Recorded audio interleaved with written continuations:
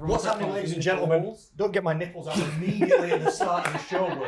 At least wait until we're 5 or 10 minutes in before we degrade to abhorrent nudity.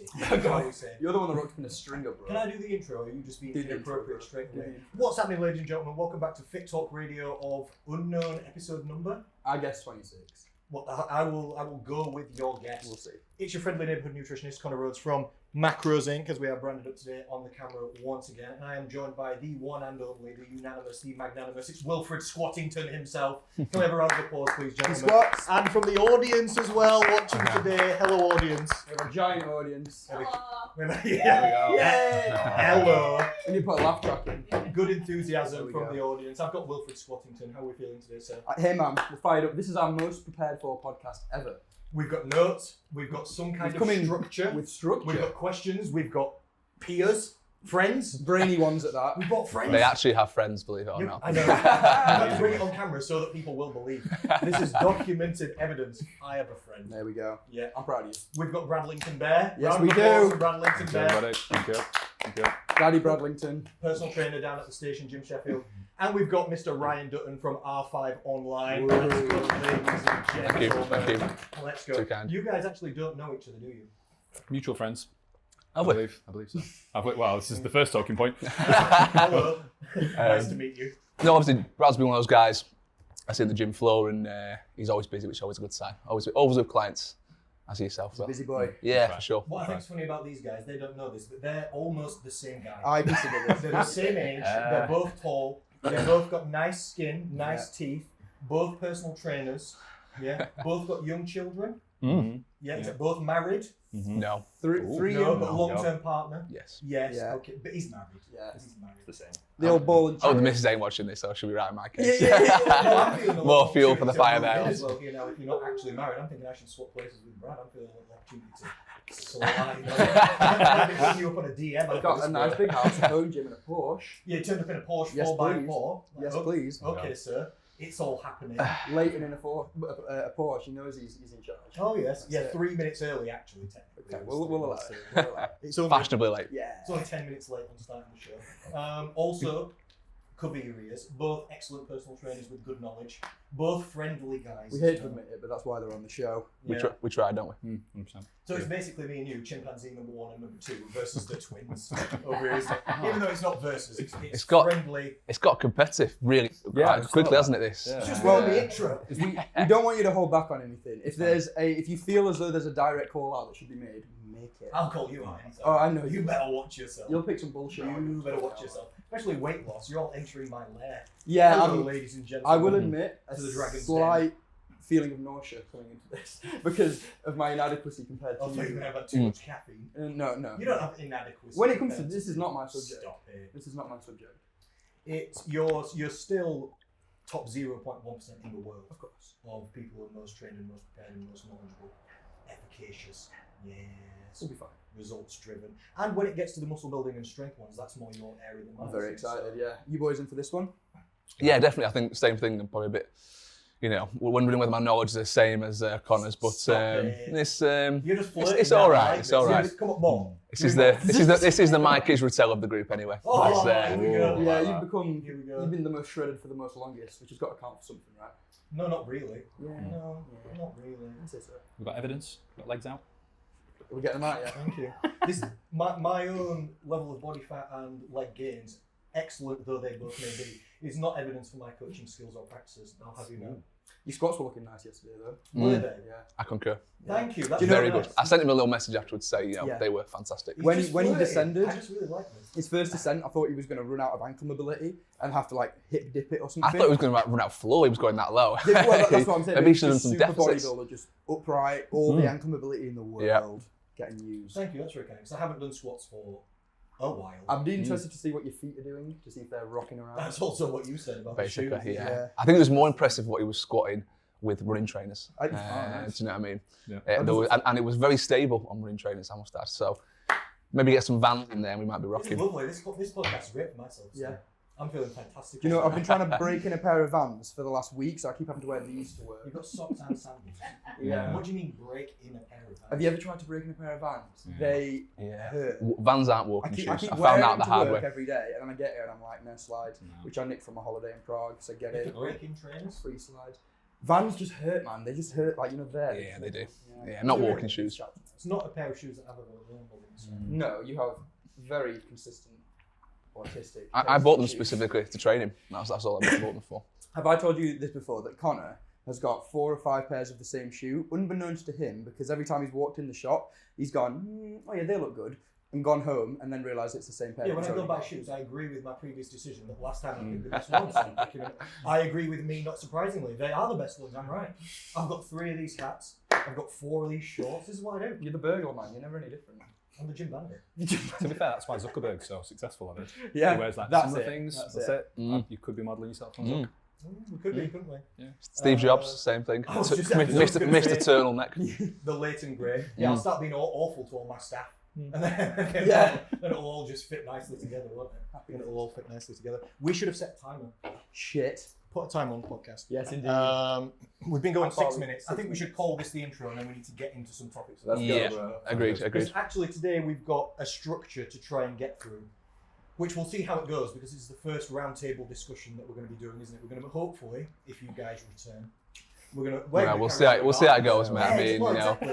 We're going to carry on regardless, aren't we? We power on. I was telling Ryan, we're aiming for 1,000 podcasts, aren't we? This is not the end, this is going to happen. I've just been saying this to Tom yesterday.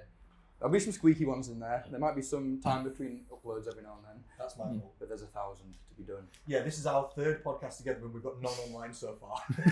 I'm just Really? saying, these are just for me. These are just private for me. I just saved them on our laptop. I was wondering where this video was going, I'll be honest with you. I You just know watch what I it at mean? night, bro. I zoom it in on you, and I just leave it. Like, that's all I need, personally. Hilarious. So we're trying to get through some topics today, and we've started with weight loss. We've started with the Big Bang, haven't we? Because I would say, I don't know if you guys agree or disagree, that the majority of fitness industry, like general population goals, it's surrounding some level of weight loss or weight management for most people. Yeah. And one thing that I like to encourage people to think about as well is if you're not looking for weight management right now, you might be in the future, because it's something that everybody struggles with. So right now you might be thinking, yeah, but I'm fine on fat loss. I'm not looking to lose anything. But you never know. 10 years, 20 years might go by. You might have a couple of pounds to lose. You might steadily gain. Life might change. And then you can use this information later. So we came up with a structure, didn't we? Which we don't usually do. Usually we just chat nonsense cowboy our way until we run out of time and then turn it off. But we're trying to get as much information in as possible. So should we move into the first segment? Yes, please. Shall we? The first question that we're proposing is, what are, and I've not thought of the wording of this, so I'm just going ad hoc currently. What are some of the biggest problems or struggles, obstacles, issues that clients that we've had or general population people experience specifically to do with the fat loss process? What I would like to do, I don't mind which order we go down necessarily. We could go down the line, we could go random. We should have had a spin the wheel with people's names on. Do you know what I think we should do? I think we should start by outlining the differences between fat loss and weight loss, because sometimes, I guess to a certain degree, they are the same thing. Like fat loss and weight loss, the primary goal for both is to drop essentially as much fat as possible. Really, the difference with fat loss is you aren't looking to primarily drop weight. You may want to. We've all got that client that basically got in amazing shape, but actually didn't lose any weight, and that is fat loss. But weight loss, body recomposition, basically, yeah. But weight loss is really all about dropping as much weight as possible. Or, like you said, potentially maintaining. Which the best example would probably be for a competition type thing where it's a weight targeted thing, because as we know, like boxing or Olympic lifts or powerlifting. Basically any sport. That's true. Because they're manipulating water, carbs, food volume, weight, salt, body weight, everything. total. Of which like 65% of the human body's water anyway. So when you check your body weight, you're mostly checking your hydration levels. That's the majority of the weight that shows up on the scale. So you're talking about differentiating between pure body fat loss and any other weight loss. Of which could in my eyes, that's how I see it. Does a client want to stay where they are and build? Because essentially, if you've not moved in weight, but you look 10 times better in terms of your leanness, you've obviously had a body recomposition, like I said, and you replaced body fat with muscle mass. Now that's actually quite hard because the body would much prefer to lose Oh, yeah. body fat than it would build and retain muscle mass. But, and it's quite rare that happens in clients, but ideally that's how you want it to go. Often, I essentially. mean, not the heavier, but the fatter you start, and the earlier you start combining fat loss and muscle building. So, as in, if you're at the start of your lifting career as well, those two things are obviously going to be more easy. This might be jumping ahead, but it comes into one of the things we're going to talk about later, which is how BMI isn't the best metric for health. Once you've been in the gym for a little bit. I think I'm not sure about that. I think it's because for us, no. For the average, for people, who's trained. But if you look at the BMI was created for mass populations. Yeah, So for the mass population, actually, it's not a bad metric to see. It's general population average tool. Yeah, but once you get to a certain level within your weight and potentially performance, then it kind of goes out the window. Obviously, it's the most reused phrase ever, but the England rugby team are all morbidly obese just based on their levels based on their kind of weight to height to age, but it's just because they've got so much dense muscle. Can I just ask you, is your microphone on the inside or the outside? I was thinking that. Good question. Okay. Yeah, that's it. Just flip it round so it's on the outside of your clothing, if you could. If that makes sense, yeah. Outside, so you want to come up there? Yeah, so that the actual microphone's on the outside, because it was inside the clothing. Yeah. Technical with difficulties. the BMI, we spoke about this on News of the Week recently. A new study came out where it was only a small study. It was done in, I think, around 3,000 people, where they measured people's BMI and their total body weight, and the 3,000 people were in the normal BMI weight range, but over 50% of them had obese levels of body fat percent. So they got 3,000 people in normal BMI and tested their body fat levels, and 50% of them had an obese level body fat percent while still being in the normal BMI. So we're just talking being so off with your composition. Essentially low muscle mass. Yeah. So these are in normal. These must be non-training people. Essentially, they've got such low muscle mass through inactivity that BMI was good, but body fat was not good. Was not good, was it? And it's interesting with the BMI, isn't it, as well? Because you could also argue in a different way that, like you're saying about the rugby players, their BMI might be high, but you could also argue that that's hard for the heart as well. You know, like if you've got a lot of muscle mass and you're a big person, even if the body weight's high and it's not due to body fat, even if it's due to muscle mass, that can be strenuous on the body in other ways, can't it? Eating all that food and staying that big. Yeah. Like Great Danes possibly don't live as long. I mean, you see that in strongman. That's absolutely right, yeah, for sure. Because I think the bigger you are, the more stress is internally happening. And bigger dogs die quicker, basically. Yeah, same with humans. Big dogs. Big dogs. So today with these problems... So you'll be okay, mate. I'm great, thank you. Thank you. Live long and prosper. I built him up, we'll give him loads of compliments then. You've got to take one. Yeah, it keeps me coming for more. Be small and live long. Yeah, keep my calorie intake controlled. They do show, don't they, that organisms All have the a nerdiest. 30% like consistent diet. lower like calorie intake across lifespans. Oh yeah. Longer. So if you just cut in for all your life. I think it's kind of just like more food equals more processing and more cell turnover. And if you, I don't know. It's difficult to say. These studies are only done in rats and stuff like this, which very rarely. Gym rats? No. Oh. Rats. Fuck. Yeah, floor rats. Ground rats. Mammalian rats. Quadrupedal rats. Yeah, Okay, I understand. Which studies in animals and stuff like this transfer over to humans like less than 1% of the time. Yeah. Don't they? So it's not to put too much stock into anything like this. So problems with the fat loss process then. Who wants to go? I think we should name one each. This is where we should start. And then we'll discuss as a group ways to circumvent these 4 issues. Who volunteers as tribute? I'll go first if you want. Confidence from the Dutton. So I think one of the biggest issues when it comes to fat loss specifically, because weight loss is a bit more generalised, but fat loss specifically is tougher. And I think a big thing is doing the right types of training. I think people will go to the gym and they might lift a few weights and they'll expect massive amounts of fat loss. Whereas we know that's not the case. You need other elements to that. So I think doing the right specific type of training to really drive fat loss is where a lot of people go wrong. Couple of questions for you then to expand on this. Who's got estimates of, hopefully you could start, how many calories do you think you're burning in a weightlifting session? If we're talking In fat a- loss.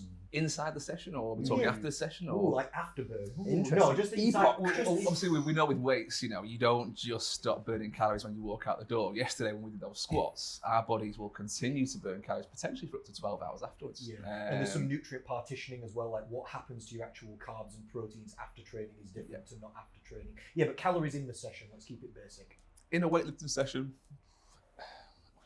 so varies. Are you doing a strength session? Do you hypertrophy? What kind of how style training? But as a general rule of thumb, I would say, I probably reckon you're burning somewhere between 250 to 300 calories. That's a nice bet. Per I hour? was thinking 300 as well. You think This is per hour? what I was saying. Yeah. For an hour session. Yeah, nice. Yeah. This is Agreed. what I was That's a thinking. consistent hour. That's not the warm. That's you from start to training. finish. So then what would you recommend instead then as better forms of exercise for the fat loss process? Well, really, I think it's about burning as many calories in that session. It's a calorie burning Interesting.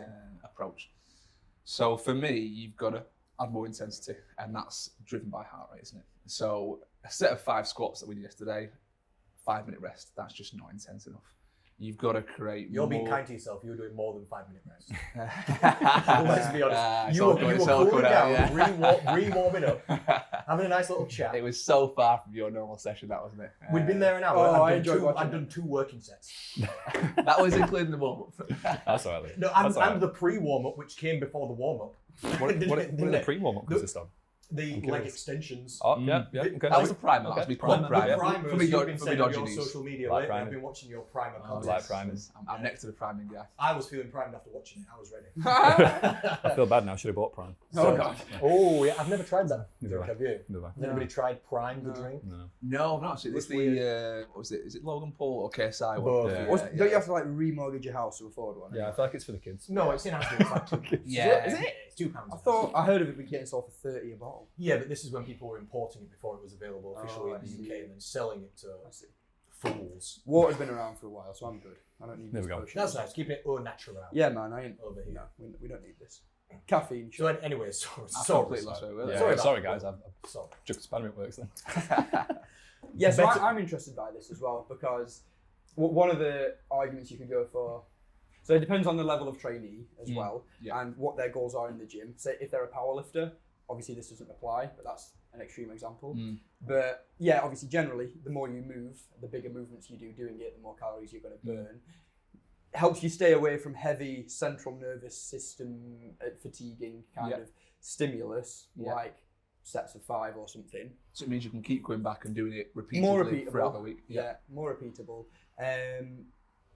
Are there any specific exercises then that you think? Well, we look, should if shift we're towards? looking for maximum calorie burn in and around a session, what do we need? We need intensity. In and We around need is a nice little caveat. we need heart rate high in the session, and we need to incorporate exercises that are potentially going to keep that heart rate being pushed slightly after the session, and also keep that metabolism and hormonal activity high post-session as well. So how do we do that? Can we increase the intensity through heart rate, circuit-based stuff, but also include enough stuff in that session that's strenuous on the muscles and joints that it means it's going to keep pushing post-session. That for me is the ideal session. So circuit-based format stuff with a decent amount of weight in there. Yeah, love this. For me, for calorie burning, the number one across your entire life is step count. Well, it's not. Yes, It's not even course. really me. That's the science of it, isn't it? Yeah. And the reason for this is, and people find this interesting. Not us, but people find this interesting if they don't know this. People think, what? Walking burns more calories than like weights and training, and yeah, it does. Because if I weigh 70 kilos, let's say one of my steps is 1 meter. Every time I do one step, it feels easy to me because I've been walking all my life since I was like 1 year old. I've been walking a long time daily.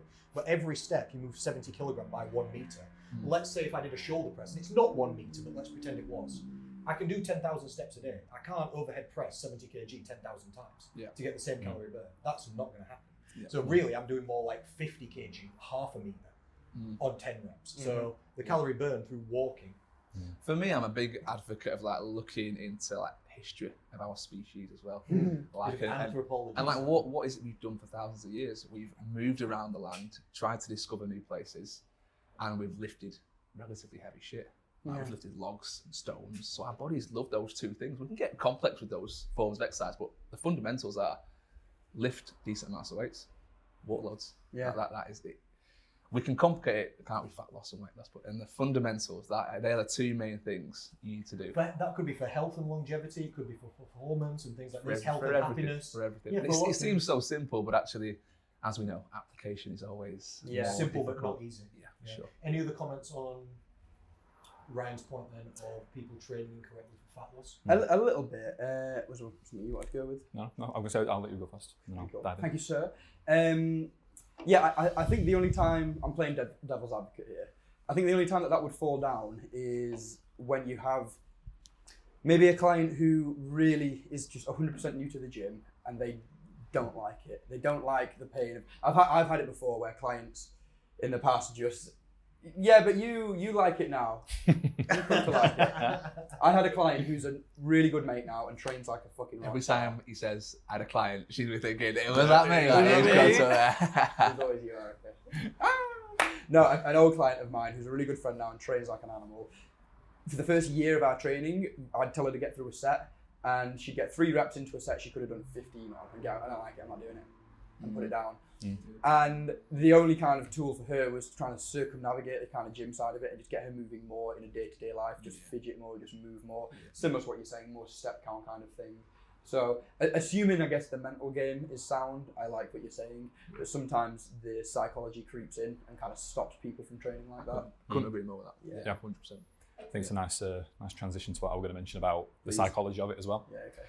From a psychological perspective, we do sort of see, I don't know, if somebody Googled what exercise burns the most amount of calories, they're probably going to come up with running. Yeah. So speaking about what Ryan said, things that we've done for thousands and thousands of years, if somebody figures out that running burns quite a lot of calories, the chances are they're probably going to gear towards that. So I think what I'm trying to say is the information overload that we've got right now, I mean, us 4 coaches sat in a room with different opinions, different experiences. To discuss something that is just there's so much nuance, and I think the information overload that people's got, I'm a huge advocate of saying anything you ever need to know is probably on the internet.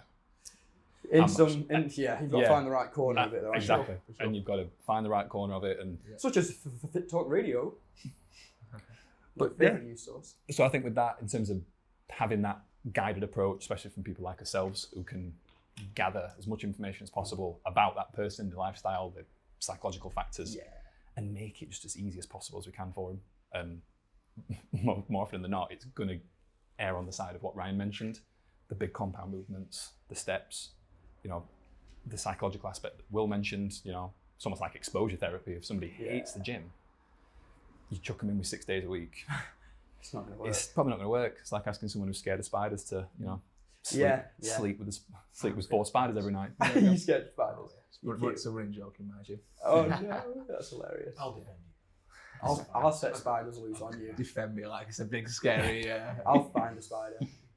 What about grasshoppers? There's loads of grasshoppers out No, grasshoppers are fine. They're cute. I like everything, just not spiders. I'll say a funny story actually. I was once coaching a lady who was very strict Buddhist.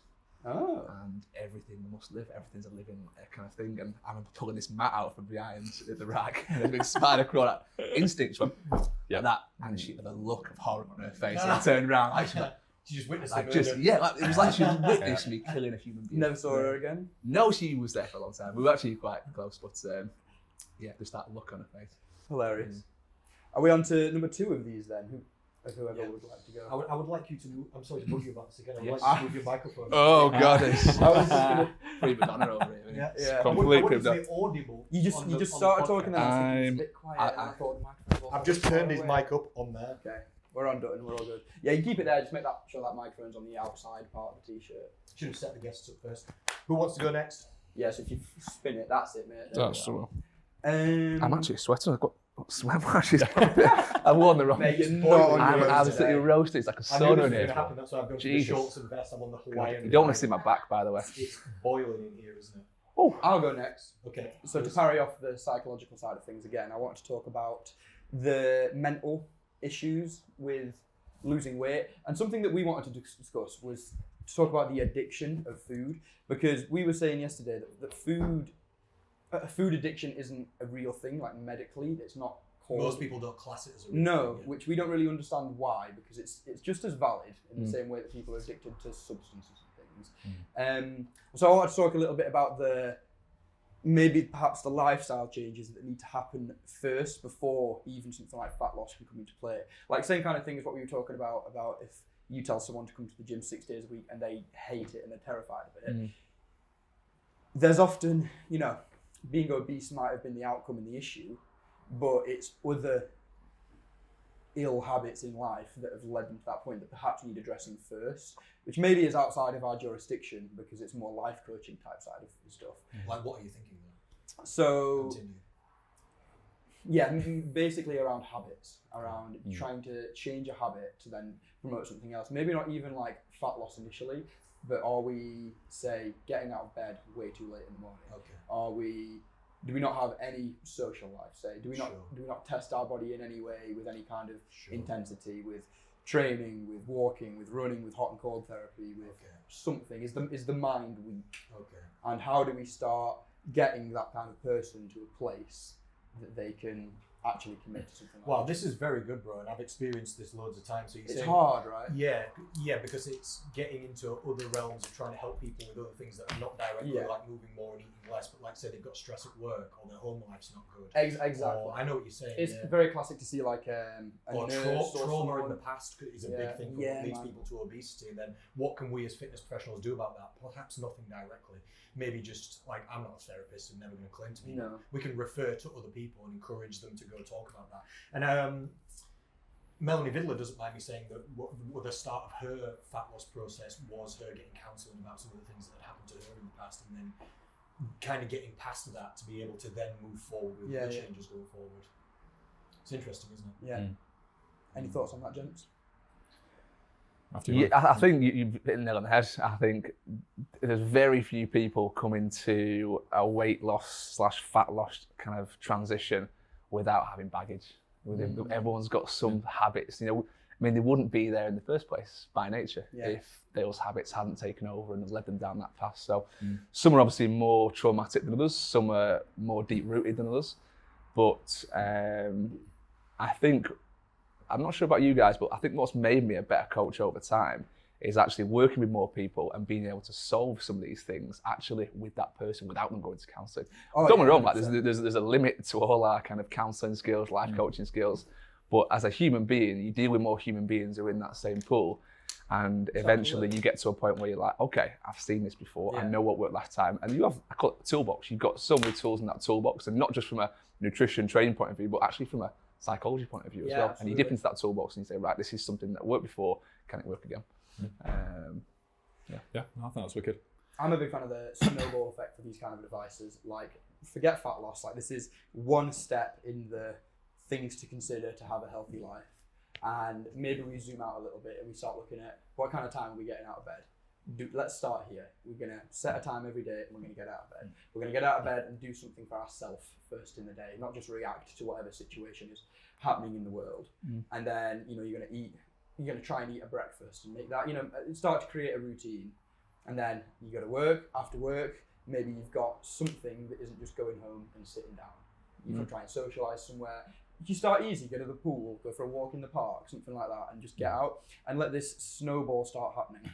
If you can get up and say, just first thing to change, you're not even looking at diet yet, but you just go on a 20-minute walk before you go to work, and you make that happen. You'll get back from that walk, you'll burn a few calories, you'll feel nice and on top of the world, sunlight in the eyes.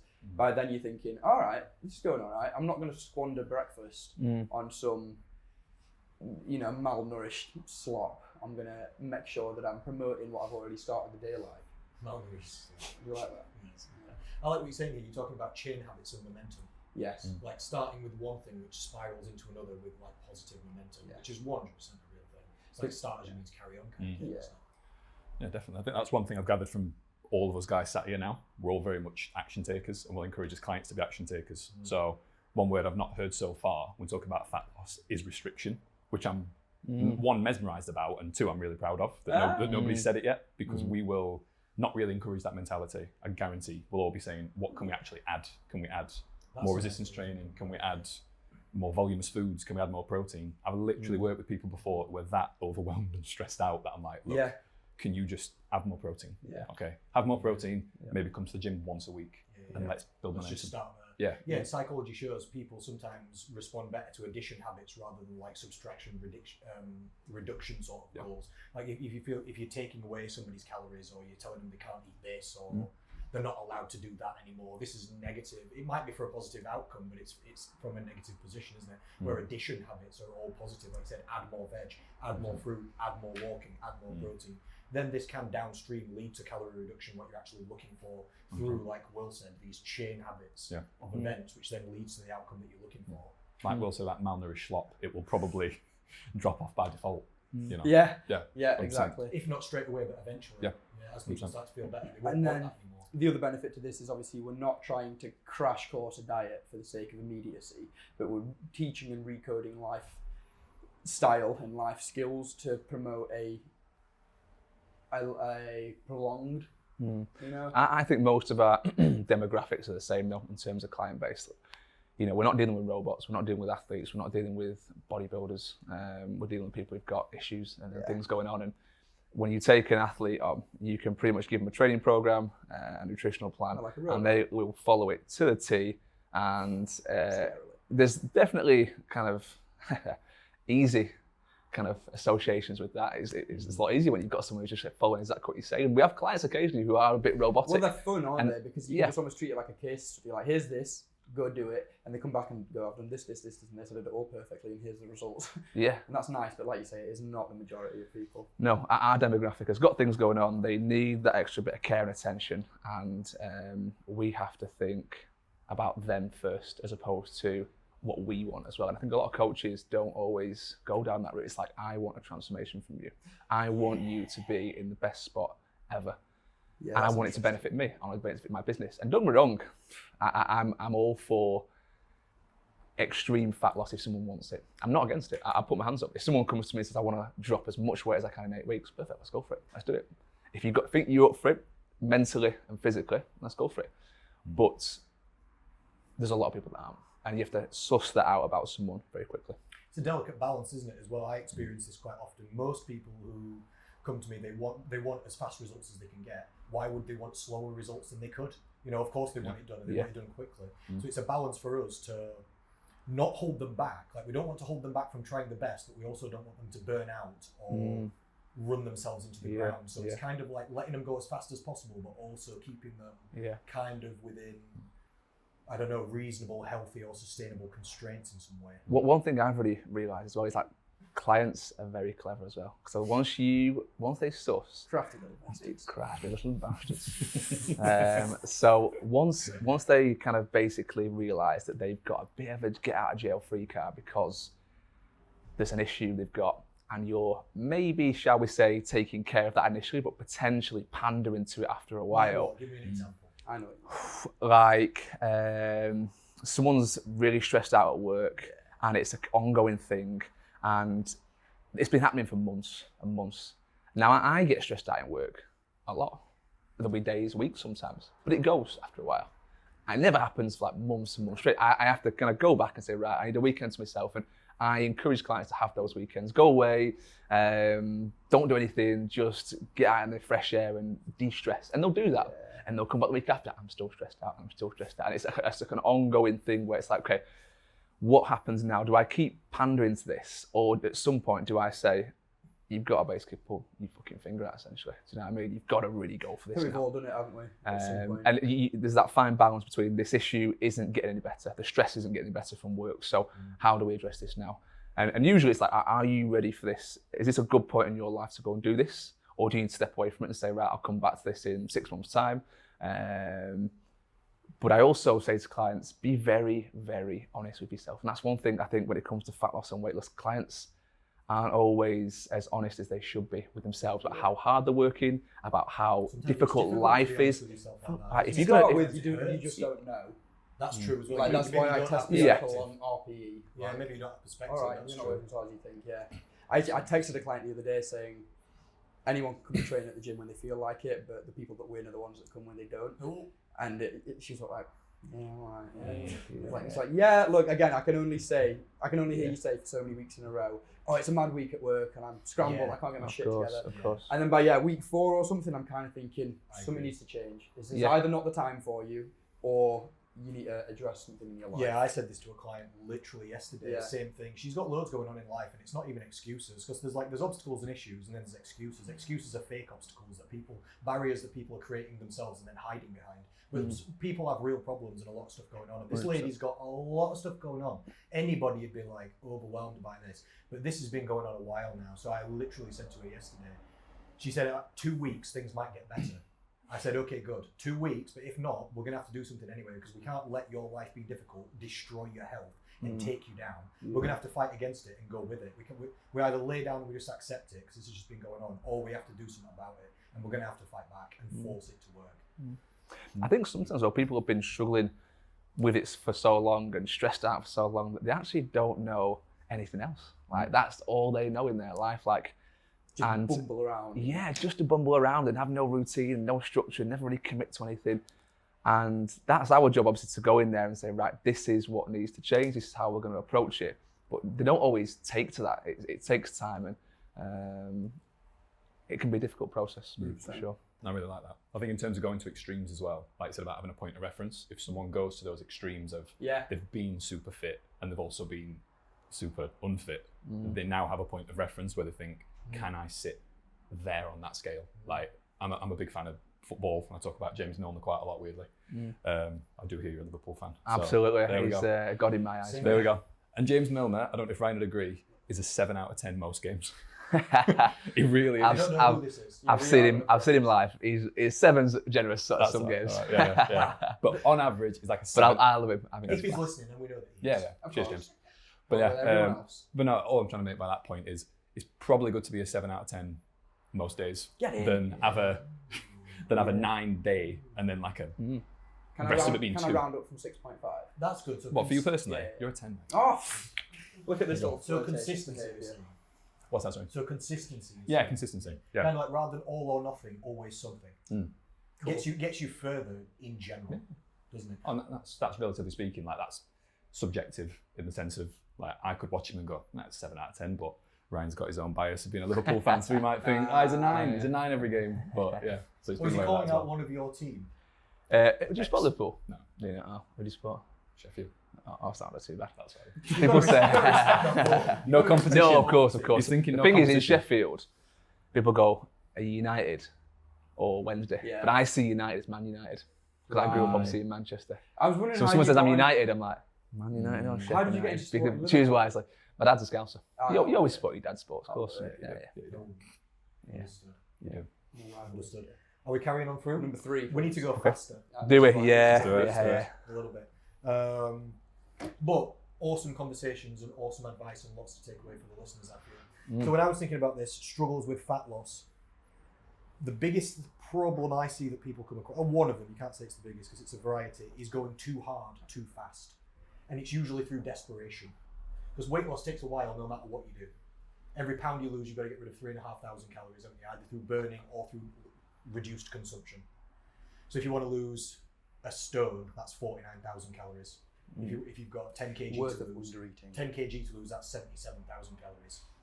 It's going to take time no matter what you do. And people wait and they put things off and they put things off until Malcolm Gladwell calls it the tipping point. It's when the pain of staying the same becomes larger than the pain of change. Because people are thinking, oh, I want to do something about this. Yeah, I don't like it. But they're thinking, oh, it's going to be hard work.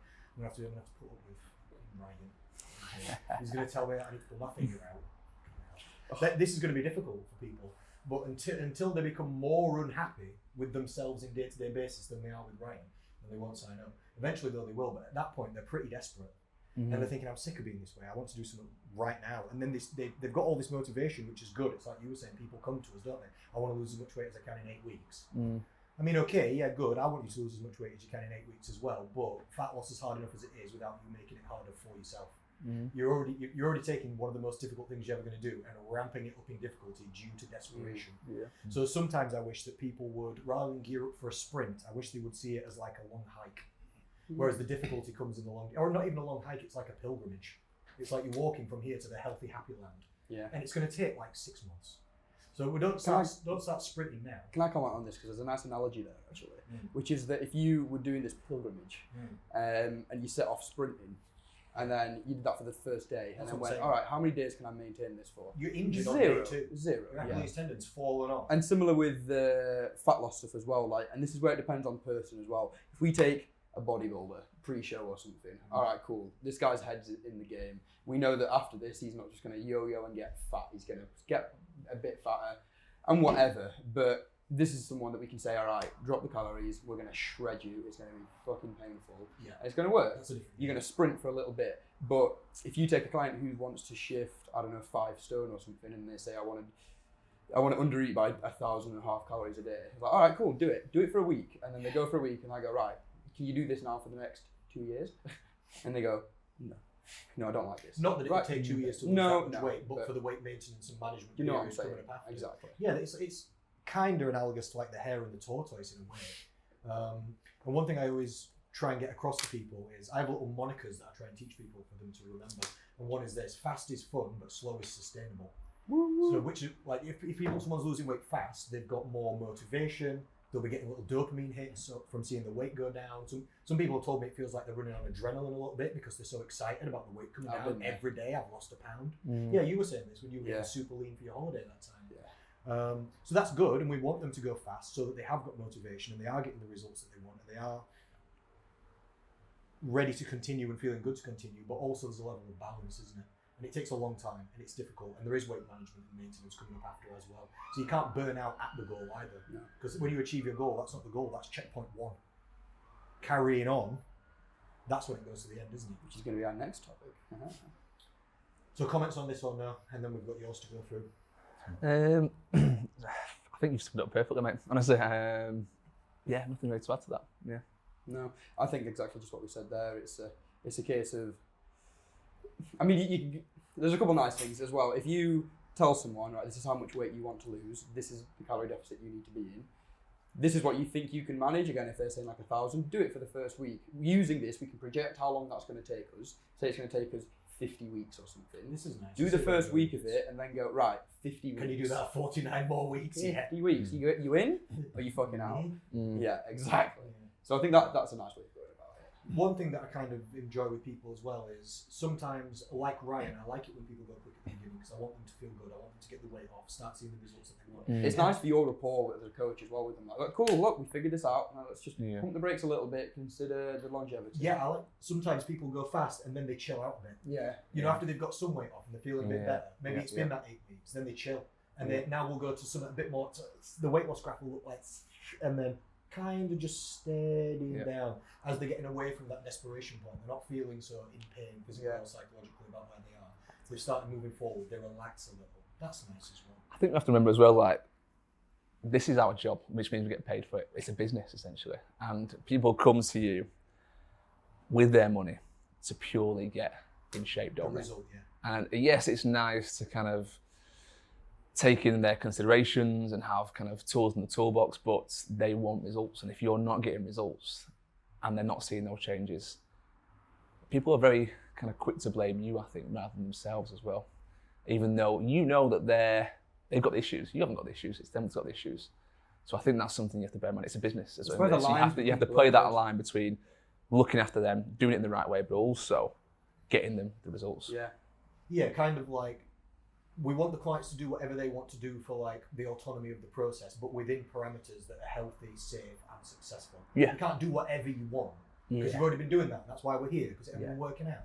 So we have to do some different things. So I imagine you've got a number of different tools and tactics, like you said, in your belt, and your clients can pick from them. It was a toolbox, but I like the belt actually. We'll go with that. Sounds dramatic. Belt sounds a little bit more. Yeah. You've got 6 shooters of calorie control, protein intake. You could walk more. You need 2 more, come on.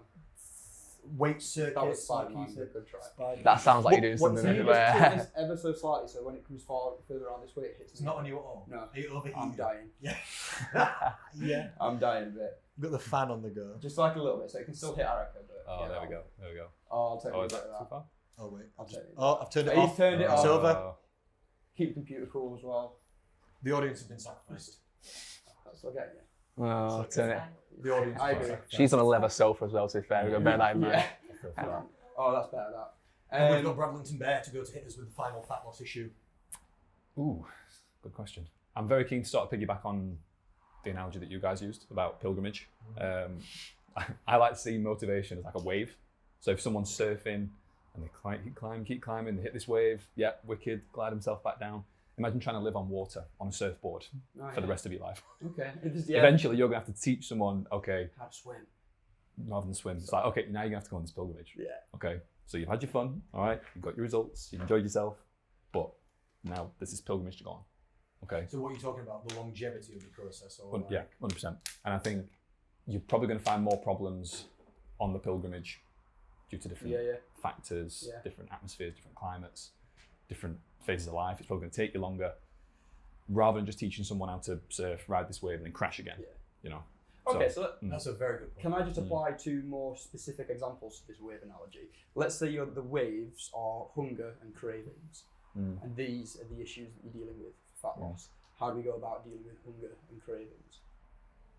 Ride the wave. Be hungry. Right. Be the wave. Be the wave. Become the wave. I am the wave. Yeah.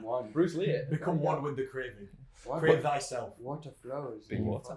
There you go. Well, look, hunger and cravings only happen when you're either eating poor quality foods, not nutrient-dense foods that don't kind of satiate you, or you're too much in a calorie deficit.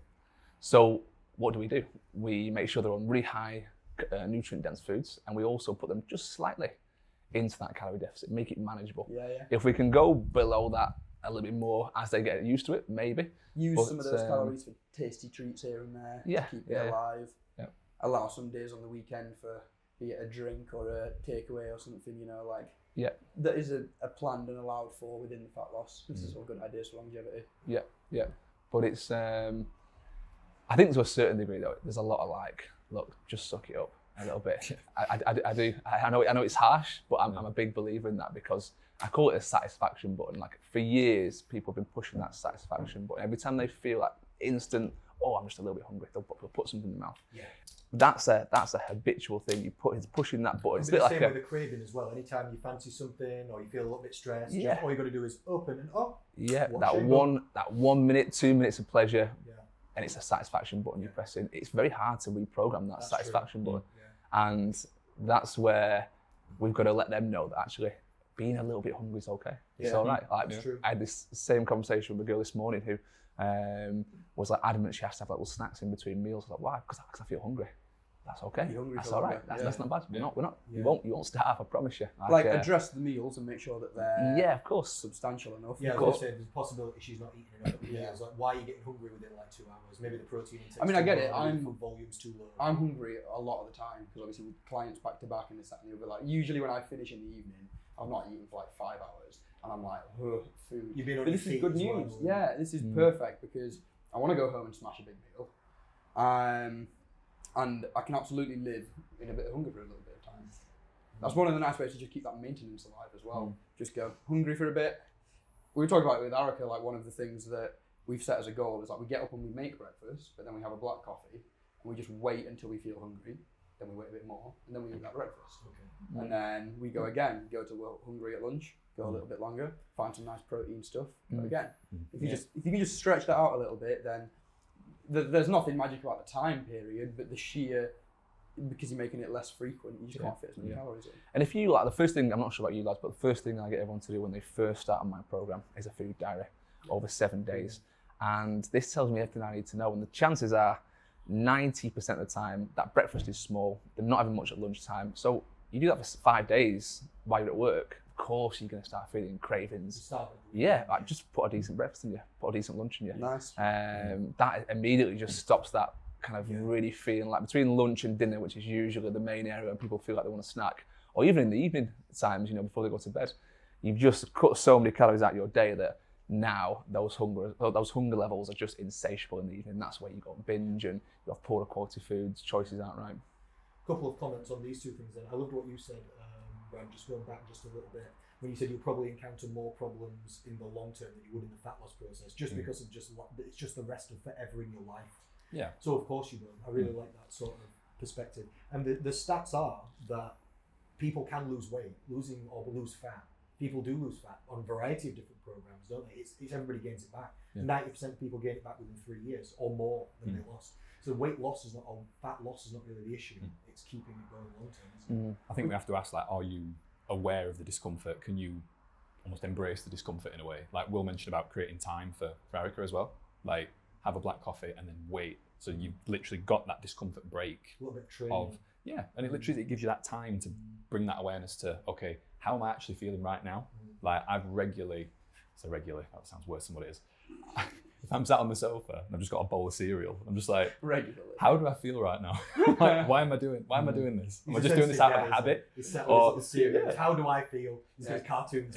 Yeah. Incense in the corner. Bradlington Bear on the television. Emotional. I like it. Emotional. But no, I think it's just having that, giving yourself that space to sort of say, okay, like regularly I'll say to clients, okay, when you do reach for a snack, just put it on the side. Just stare at it for like 10 or 15 seconds. Yeah.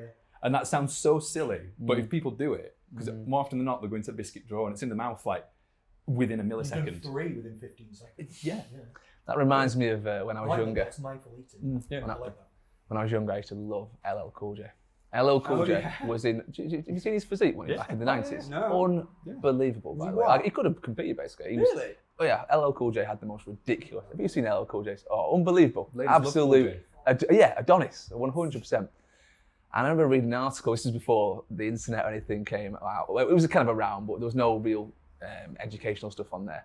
And I remember getting this magazine, and there was a picture of him at a kind of an ice cream parlour, and he had a huge chocolate sundae in front of him, and he was just looking at him like this, and very like intimidatingly.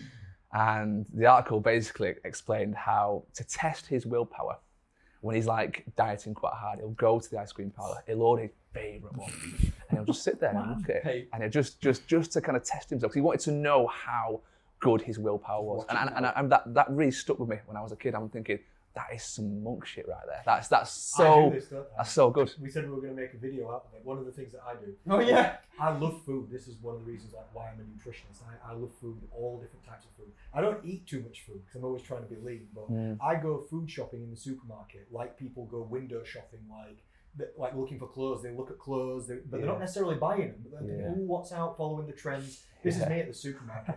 Every time I go, I walk up and down every single aisle, and then I go back like this. And I don't really buy much. Quite often I'm being followed around by security guards. Because they're thinking, like, why is this guy here every day? Can invest in that, mate. I'm not sure. I look at all the items, exactly, yeah. I've got tattoos, I'm bald. I'm always wearing black. I'm looking at the items, He's got his and then TNs looking on. back. Yeah, because I like to look at the ingredients on things. And one thing that I do is I go to the chocolate aisle, because I do every aisle, and I go to the bakery section, and I look at all of it, and I think, fucking hell, Snickers, that's good. Mars bar, that's some good shit as well. That'll be nice and different. Yeah, do you know what else is good? Whisper Duo. And then do you know what I do? I stare at it all, peruse it, analyse it, and then walk away and do nothing. Go get an apple. I just turn and I just walk away. And you have to be a level 79 nutritionist to get to that. I thought we were at 700. Just whatever I do. You're just in charge. And we said then we're going to try and make a video of it, of me staring like that at the chocolate. And just just playing it really fast. Loads of people would be coming and picking up the chocolate bars and going around, and I'm just staring. Do you know how I want it to finish? Just walk off. You just have to lift your top up, look at your abs and go. It's not happening. Walk off. Yeah. You're like, I've come this far. I'm the shredded man. Are we on to then? I think we should go on to the next section, but I did want to say something about your hunger and cravings question as well. Go on. Anti-hunger tools that I use with people are number one, high protein intake. Highly satiating, really high nutritional value. Amino acids in the bloodstream puts down like hunger signaling hormones and stuff like this, so you've got a good nutrition. Keeps you fuller for longer, basically. Tool number one, protein. Tool number two, plants. This is what I teach people: proteins and plants. Basically, fruits, veg, and salad. You can just eat a lot of that. Just loads of it, yeah. Just getting as much fruits and veg and salad as you can for low calories. You can blast loads of it. You can eat a kilogram of vegetables for 300 calories. Yeah. A kilogram. It's that much. Tell me you're hungry. Tell me you're hungry. You know. Good luck going to the toilet after that, by the way. That's true. Fibre intake, extreme. Depends on your digestion. Obviously, I'm being hyperbolic and exaggerating for the effect of the story. And tool number three, calorie maintenance days, or kind of like Ryan said, if somebody's even in low calories, I like them to, if they're getting really hungry or really tired or energy levels low, take the calories back up for a bit. Let's either take them to maintenance or just a small deficit. Science shows that 3 days of calorie maintenance in a row, hunger hormones start to settle down, testosterone and growth hormones and stuff in males and females starts to come back up. Yeah, 1 or 2 calorie maintenance days don't seem to do it. Okay. For like metabolic adaptation from the diet, but 3 days plus does. So sometimes I'll do maintenance breaks, like 3 to 7 days for clients, depending on how they feel. Calorie maintenance, lose a bit of weight, take a little break, lose a bit of weight, take a bit of break. You can program these sessions, or you can more intuitively. You can program it, or you can do it sort of play it by ear. Yeah. Sort of, yeah. I always think play it by ear. It's the best people because you can't predict the future. Yeah, agreed. And I think it's the same with like training to a certain degree as well. Like you can't predict when you're going to have an off day. So so programming that into your training is hard. Same with your food. You don't know when you're going to feel low on energy. It just comes sporadically. So actually saying, if you have a 12-week program, you can't plan in like, this will be our refeed day. This will be the day where we really push calories low. It's got to be sporadic, for sure. It's better that way. You can make plans. Like I've had some clients say, I'm going to lose 10 pounds and then I'll take a week off, and then I'll do another 10, I'll take a week off. That's nice. I think not bad. We can try that, but we also have to be flexible. Like any plans in life, like there's a saying, isn't there? People plan, God laughs. It's just like all best plans laid to waste. Isn't it? You have to be up for it. You can make a plan, but you have to have variance and realism with it as well. And then for cravings, I think it's interesting with cravings, because craving, it's not a physical need, it's a psychological desire, isn't it? Like people are like, oh, I need chocolate. Humans have been around for 350,000 years. We've had chocolate for like a couple hundred. People say the Mayans invented, like Aztecs invented chocolate, maybe. You know? So the desire for chocolate is not intrinsic. I guess one of the nicer things with the craving side of it is the hunger you are going to experience a little bit because you're in an energy deficit. It's deficit, yeah. But cravings, you can... Well, in fact, I was telling Erica this the other day, and you've heeded my advice on it. When I did that shred for my holiday, and I was on 1,800 calories a day, me going in a guy with no sweet tooth, I don't care for it. About 4 weeks in, all I wanted to eat was sugar, just cake and just everything. So I took my 1,800 calories, I took 800 out of them, and so that I meant that within 1,000 calories a day, I hit all my macros, and then I spent the last 800 on 4 brownies and custard every night. Every day? Every day. You're the worst nutritionist As I was ever shredded, bro. Wow. It was great. You're an embarrassment. Yeah. It is doable though, isn't it? Yeah, I don't like 5 brownies, and then a custard on top. It came to 1,800 calories with all that. 150 grams of protein. It's all getting hit, boys. Don't worry. Well, that's nice. As long as you get. Don't know where I'd put it. But... And you felt like shit when you were passing out. I just like to point that out. No, that was before that phase. Okay. It's alright. The minute the brownies saved you, keeping those blood sugar levels average. Do you know at the end of that cut, I had 2 cakes custom made for me because I was just so ready. And then ready for custom cake. I was just giant cakes. 2. I got a Did you have slice. your face on it? That was a face cake when it was your own face. Was it? Your abs. His face was in it, that sounds a bit. Yeah. Well, no, I had a slice of each, and then I couldn't have any more of it. Yeah. Within about 2-3 days, all of that sweet tooth had gone. I just didn't have it again. Yeah, basically. The thing I was going to say about cravings as well is it's interesting. Like we'll all have experienced this. You get into kind of like patterns where if you eat junk food every day, your brain thinks about junk food all the time, and you get into like these dopaminergic stimulus sort of pathways where your body's or your brain's expecting these little pleasure hits from food all the time. Whereas the healthier you eat, after a while, cravings do sort of die down. But it's a very delicate balance where sometimes if you've got a craving, I've noticed in people and in myself, if you eat the thing you crave, it satisfies it. But sometimes it doesn't. Sometimes it feeds the craving and allows it to live on. Maybe it goes down for a little bit. Maybe it doesn't. Maybe you eat the chocolate and you just think, fucking hell, that is good actually. It just reminds you of why you liked it in the first place. Sometimes the craving dies and then it comes back later as a different craving. Yeah. Now you're fancying something else because that was nice before. Well, what else is nice? Snowballed. Ooh, another snack. So it's very hard to advise people. Snacks complement other snacks as well. Sometimes I'll be having a Jaffa cake and I'll be like, ooh, I'll have me some dairy milk as well. Bit of milk and compliment that. Didn't you say you didn't have a sweet tooth? That's all he talks about is chocolate and crisps and brownies and all that shit. Yeah. Crisps. I hit crisps far too often. Yeah. Like every meal. I don't get crisps. Crisps are my only Bro, do you want to know the truth? I've never eaten a pack of crisps in my life. I've tried crisps. I've tried loads of different crisps. But I can't eat things that get stuck in your teeth. Yeah. That does drive me insane. I can't do this. I'll lick my own teeth until my tongue bleeds. That's why I always literally have to same reason. I can't do it. I just think, no, what even is this? It's not sweet. It's stuck in my skull now. I don't need this.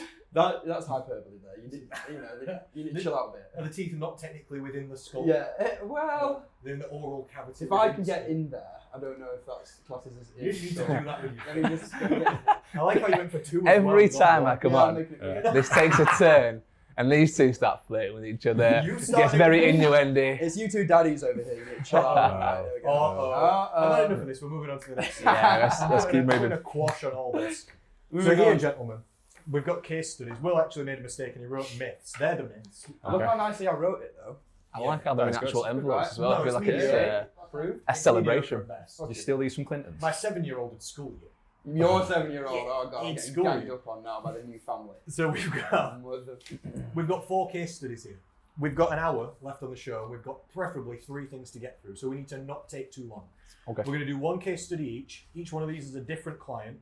They've got different. They're all weight loss clients, but they've got different preferences. You can deal those out. Pick a in case study, any case study. Oh, Do that. I'm gonna pick boy for you, Yeah. think. Look at this. So we've got case studies. Each one of these has got a different client. I'm sorry about my handwriting. I was rushing, but really badly. 10 times better than mine, mate. Before the show. Oh yeah, you were. Yeah. And we're going to go down the line, and each person's going to get an opportunity to say what they would do to help this client. I think we should set some sort of timer. Do you? Sure, 5. 10. 10. Maybe we don't have to stick to it Well, specifically. no, we won't stick to it, Connor. What kind of ludicrous thinking is that? All right. Does anybody? I think it's nice to expand on that. You don't want to. I It's think, true. Yeah. And if a coach wants support or advice or input from other coaches, that's also fine. It's not a test or anything like that. No, it's not a I test. just I'll thought it'd be use it good for to you. take some of the information we've just gone through, not knowing what we would go through, and try and put it into practical situations for people to see. Like if a person turns up, we've got 4. These people are all different. I've done 2 males, 2 females. 2 people have got higher weight, 2 people have got lower weight. There's different ages. Yep. Some people train, some people don't train. So I've got Joe, for example. I'll tell you about my guy Joe. Age 27. Yep. Young guy, 5'10", so a bit tall, tiny bit taller than me. Weighs 170 pounds, 77 kg. So a bit heavier and a bit taller than me.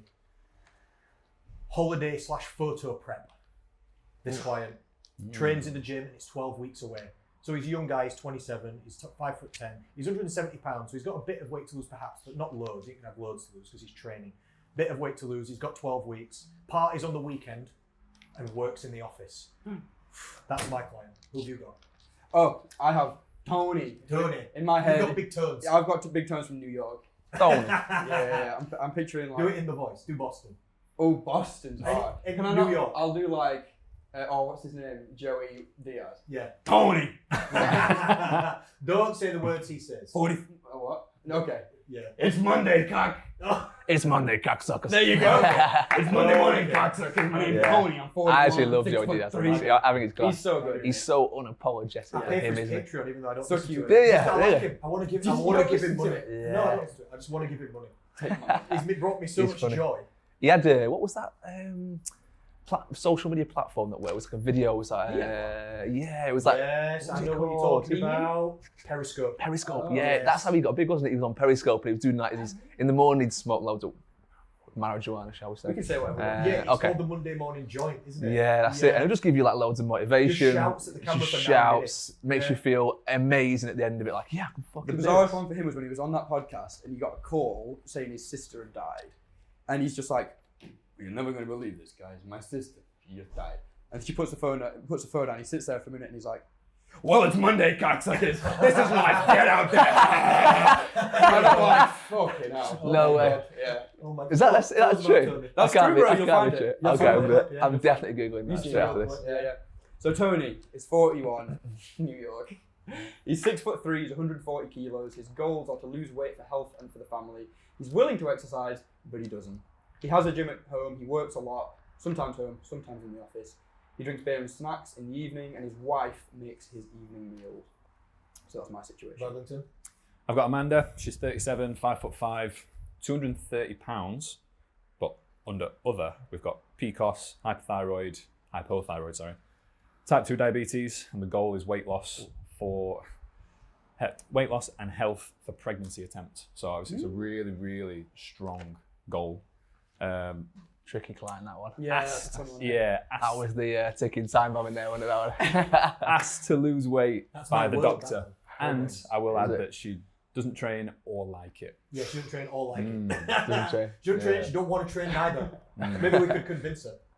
What would you do? Maybe Ryan could tell us pull a finger out. There's other people out there, you know, for me. You just hit with one of these. See this? You start training. You could be me. You could be Ryan Dutton. There you go. No one can be Ryan Dutton. Even Ryan Dutton's struggling. Susan might be able to be. Let's hear from Susan. So Susan is 71. Same age as you. Go Good on. start. Not quite yet, although my knees feel Same it. gender, same age. Here we go. Here we go. She is 5'4", 165 pounds. She wants to lose some weight and get healthy. She is struggling with her mobility and movement. She lives alone. She is flexible with options on what to do, but not great with technology. Interesting, so yeah. There's some barriers there, for sure. Yeah, so we've got an elderly client who wants to lose a bit of weight, basically. She's not training. We've got health to also pay attention to here. You've got the lady for the pregnancy with hormonal problems, type 2 diabetes, hypothyroidism, polycystic ovary syndrome. Pregnancy, so also health in mind there. You've got big tones. Big tones. Wants to lose some weight for his family. Doesn't train, but he's got a home gym, but he ain't using it. Yeah, he ain't using He's it. making zero gains when he could be He making loves some. his beers and snacky poos. And I've got Gainley Joe. Gainley Joe. Yeah, he's Gainley Joe. looking hot at the minute, Joe. Should we start with you then? Yeah, I'll go first. Yeah. So this guy's young. He's 27. He's 5'10". He's 170. He's got some muscle on him, most likely. He's got a little bit of weight to lose. We've got 12 weeks to do holiday/photo prep because he's gonna have some pictures taken on holiday. He wants to look good for the gram. Trains in the gym, parties on the weekend, works in the office. What would I do with that client? Firstly, I'm thinking like Ryan. I'd get this guy to do a food diary, number one. I'd be thinking because this guy's got 12 weeks and he's training in the gym. He said photo prep, not just holiday, so he's taking it seriously. He's wanting to look good. I'd be thinking a bit more of a harder structure than perhaps I would be for other clients because we've got a time limit goal. Younger guy, focused. So I'm thinking we obviously need some calorie deficit, but I'd also be looking for some maintenance days as well in there or maintenance times. So if he's 77.1 kg, let's see what we're doing with this guy. He's 77.1 times 24 times 1.1. Let's say he does 10,000 steps per day and he trains in the gym 4 times per week. His calorie maintenance level is probably like 2,500 or 2,600, something like this. So I'd probably give him 2,200 to 2,500 calorie per day range, depending on how he's feeling. I'd try and get him to do a good step count as well. We could work on that. Because for people who are leaner, it's harder sometimes to just create a calorie deficit only from food because the metabolism's already a bit lower. Not slower, but lower, due to already being a lighter body weight. So I'd be chopping a few hundred calories from food. I'd be hoping to increase his calorie burn by a few hundred. This is putting us into a nice deficit. But I would also be looking to do some like refeed times or maintenance times with him. I'm not saying eat junk, but increase the calories sometimes because he wants to keep his muscle mass. He's training. He wants to keep his muscle mass. We're not trying to starve him down. He needs to keep his strength up. I'd be looking at his training program, and it's hard to make progress when you're dieting, especially when we've only got 12 weeks to go. But I'd be looking for him to at least try and maintain his strength. Yeah, that'd be nice. Maybe we lose a bit because you do sometimes, don't you, if you're tired. But I'd be looking for him to try and maintain his strength. Hopefully, he's following a good program. Hitting each muscle group twice a week or something like this would be nice. If he's not, I'd be talking to Joe about this. I'd be saying, look, we need to do upper lower, or we need to be doing full body 3 times. You need to hit the legs, bro. We need to be training legs. Little bro. Gainley Joe. Do as I say, not as I do. Yeah. That's a call out Call on me. out on you. Luckily, I've already done legs twice this week, so if you'd shut your mouth right now, that'd be really nice for me. Oh, it's Collect not your enough. shit and leave. He's only doing the razzle dazzle. I did legs literally with him yesterday. Yeah, but did you? It's with the razzle dazzle. In his defence, he probably doesn't need to train legs. They are spectacular, I'm not doing bad on shredded. the legs over here. Quads, yes. I'm not doing bad on the legs over here. Was that a calf call out? I didn't actually check your calves. The calves are. Yeah. He did want to train calves at the end of the session, which always I'm a flag. afflicted from birth with a problem though. It's called skinny white man syndrome. And it's very difficult to make calf gains when you've got SW skinny white. I was going to make a cancer joke instead. That would have been better. That is also, that's not really That's an excuse. more of a real from birth excuse. It's not really an excuse. No, it's just being skinny and white. Yeah. That's a real excuse. It's just the way I am. Alright. It's just the way I am. I'm like a greyhound. I'm just built to be lean. Don't talk about greyhounds. Why? They look like they guard the gates of hell. I dislike greyhounds. They're all fucking on the haunches. Okay, this is a lot. Skinny and long. This is a lot for The a spine. I don't want to see spine. Hey, I've got a whippet. Behave yourself. Chill Oh, out, man. exactly. Behave yourself. Exactly. Take the whippet to a farm. It came from a farm. This is a working dog. Gosh, I don't know. Whippets are better. So Joe's also partying on the weekend. I'm going to try and get him to be a fruity lady like me and switch. If he's drinking, I want him to switch to something like gin and slimline tonic. We're not doing beers, Yep. Joe. We're not doing ciders. It's 250 calories for a pint of some of these things. We're not doing How much you? What's the allowance on alcohol? How much you allowing him to have? I wouldn't mind what alcohol he drank as long as, number one, he's managing his calories total, so it's not pushing him too far out of his calorie ranges. Number two, he's not drinking so much alcohol that it's pushing his nutrition out. So he's not like missing on his nutrition, his protein intake's not sucking, he's not eating healthy and just being an alcoholic. Then this is not going to work out. Is there a limit on how many drinks or what kind of calories he can allow for alcohol. So I'm kind of trying to give context. As long as he's managing his calories total within the ranges that we're going for on average, I'm cool with it. As long as caveat number 2, he's still getting his nutrition in. Caveat number 3, as long as he's not making himself feel like shit. As long as we're not drinking and then eating a kebab and being like, oh, sorry, or we can't train on Monday because you feel like death because you're half hungover and you just get back from the office and you suck. Apart from that, if you're managing calories properly, you feel okay, you're still getting in your nutrition. Have a little drink. Yeah, if he feels okay, he's okay with it. I'm on board with that, but I think you also have to understand that time frame. The shorter time frame, the more that person has to come into it. Like, okay, this is it now. Can I just restrict? Yeah. Because most lads his age will be out drinking for sure. Yeah. But if he wants those goals and he wants to kind of achieve them, he's got to be restricted. Try and stick to a couple of gin and slim lines, or vodka, lime and soda, or rum and diet coke. These are only 100 calories for a double. A couple of 100 calories. We could have 3 doubles and then we'll chill. How about that? And if we're not drinking in the week, you'll be able to feel that. Yeah. Your tolerance will be lower. If you're only drinking once a week, 3 doubles. Also hormones as well. Obviously hormones, too much alcohol can start flipping your testosterone. Your testosterone's going down, stuff like this. Even if it's only transiently, acutely, it's still an impact. I feel like that's enough for me though, and I've run out of time. Sure. We're going down the line. Sure. Let's go, boys. So if we remember, we've got Big Tones. Big Tones. 41, 6'3", the little He's a big boy. chunky boy, 140 kilos. And he has a home gym, but he's not using it. He drinks beer and eats snacks in the evenings, and his wife makes his evening meals. He's willing to exercise, but he doesn't. So for this guy, I'm going to approach him from an education and routine kind of perspective. He needs to build some routine. He's clearly had a history of maybe training. He's got a home gym. Must have thought about it. He's thought about it at some point, but it's fallen to the wayside. So we're going to start looking at like waking up at the same times, starting the day with, we'll talk to how he is as a person, but it might be skipping a meal or having a low calorie protein kind of option. And then for say the gym, just little things, because it's in his home, which is very hard to separate from the chilling space. You're 10 meters away from your sofa or something. So he needs to go in his gym and he needs to tidy it, and he needs to then start looking at an actionable plan. Okay? Tidy it, did you say? Tidy it. Or you might imagine he's drying his washing on the bench. It's not getting used, bro. No, it's never getting used. So he makes it a welcoming space for him to come into. He separates it, maybe gives it a different decor to the rest of the house, whatever. He makes it a nice little space to retire to and to train. And then we start looking into a training program, which we reverse engineer from what is realistic. This is your day. You get up, you do this, you work. When in the day are we going to train? So not ethereally, at some point in the future, I am going to train. When, tomorrow, at what time are you going to train? Booking it in. And what are you going to do? So we're starting to build on a bit of a routine here. And that doesn't have to be anything intense. He's a big guy. And with having a gym, I imagine he's strong. I'm projecting a little bit, I don't know, but he's trained before. So we start him off on some fun, heavy compound stuff that's just and then maybe some armed things in there, so he's just getting a bit of fun in, blasting, getting a pump on, getting stronger at the squat, the bench, the deadlift, working around that if he has mechanical health issues, I don't know. And then the education kind of side of things as well. So he needs to start communicating better with his wife, who's in charge of his main meal of the day, his evening meal, so that he knows exactly what's going in, because same deal, he needs to at least know what's going in. So for the first week maybe, he needs to be at his wife's side or getting her to record calories or weight or whatever it is. We need some form of objective measure of how much we're having, not just, oh, I ate a little bit less today, I had 1 less potato, so we need to be able to calculate, not necessarily with calories, although that is helpful, how much are you eating? And then once we figure that out, we can then start delegating and maybe dealing with portion sizes and things like that. I don't know much about his other meals except his evening one, but it doesn't sound like he's eating too badly, but perhaps just overeating. So some portion sizes and controls.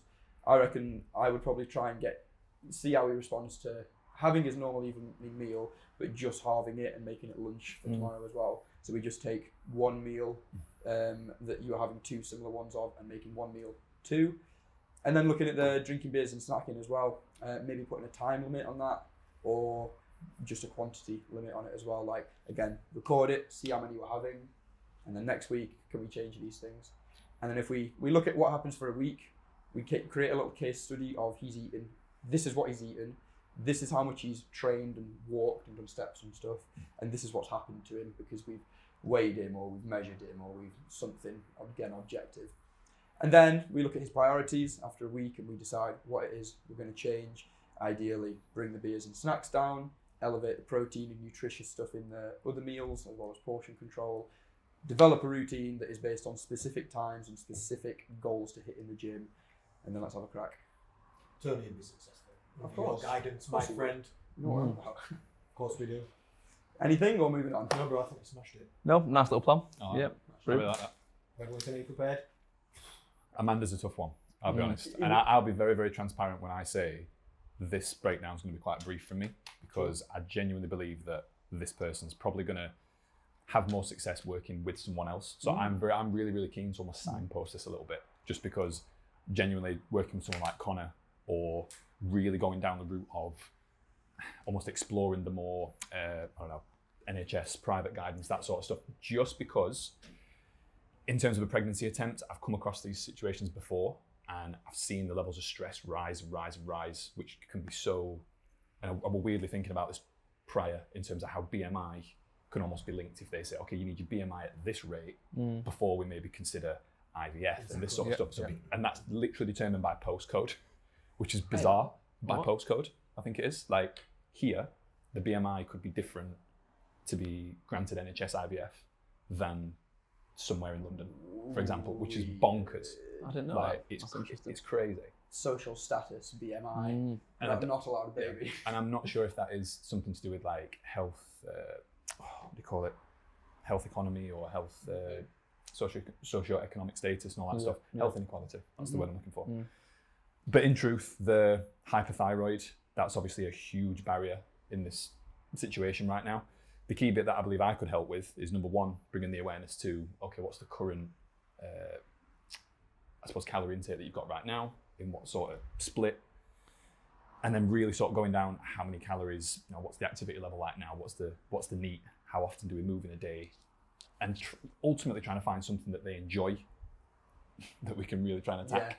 Because if we know that they don't enjoy something, the why is that massive, and that age is almost against her a little bit. I think it's after 35 you classed as a geriatric mother. Is that right? Really? Yeah, I think it's yeah. That's crazy. Is it like the X Factor over 30s?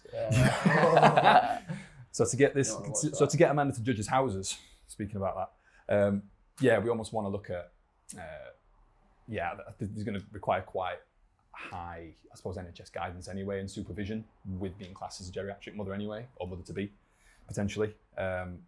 So almost bringing down those barriers, if they've got any, about communicating with GPs, communicating with specialists, working with someone like Connor, and I keep bringing him up just because I've heard his stuff about, how can we best look at this nutritionally?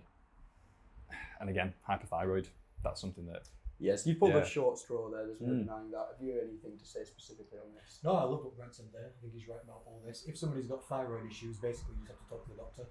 Like you said, there's not really much you can do. With like losing weight, okay, yeah, it might help correct some of these things. It might do if you start exercising and stuff like this.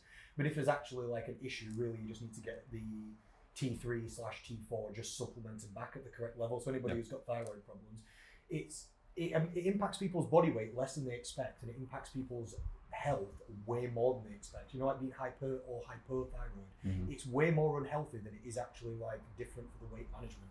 Like it's shown that people. What were you going to say? No, I was going to say, so probably to indicate that it's more of an issue for pregnancy than it is fat loss. Or something. It's just a health thing in general, because there's only really two things in your body that nearly every cell has a receptor for. One's vitamin D and the other one's T3, because it's kind of like it's helping run the energy of the cell. Okay. So if you've got low thyroid, it's kind of like no cell in your entire body functions like to the level it should do. Does this impact people's body weight? A bit. Like studies show that people who've got low thyroid weigh about 5 to 10 pounds more than people without. But that's not changing the world. No, that's not changing the world. It does things to your metabolism, okay, a bit, but it's not a massive deal. It can the other way if it's hyperthyroid, if it's fast, then people can. Yeah, okay, that people can struggle to put on weight and they might find themselves losing weight, but really they might find their hair and nails falling off and stuff like this because the metabolism is just going crazy. So yeah, you need doctor support on that. Same with the polycystic ovary syndrome, it'd be good to get blood tests, and then this can correct with weight loss.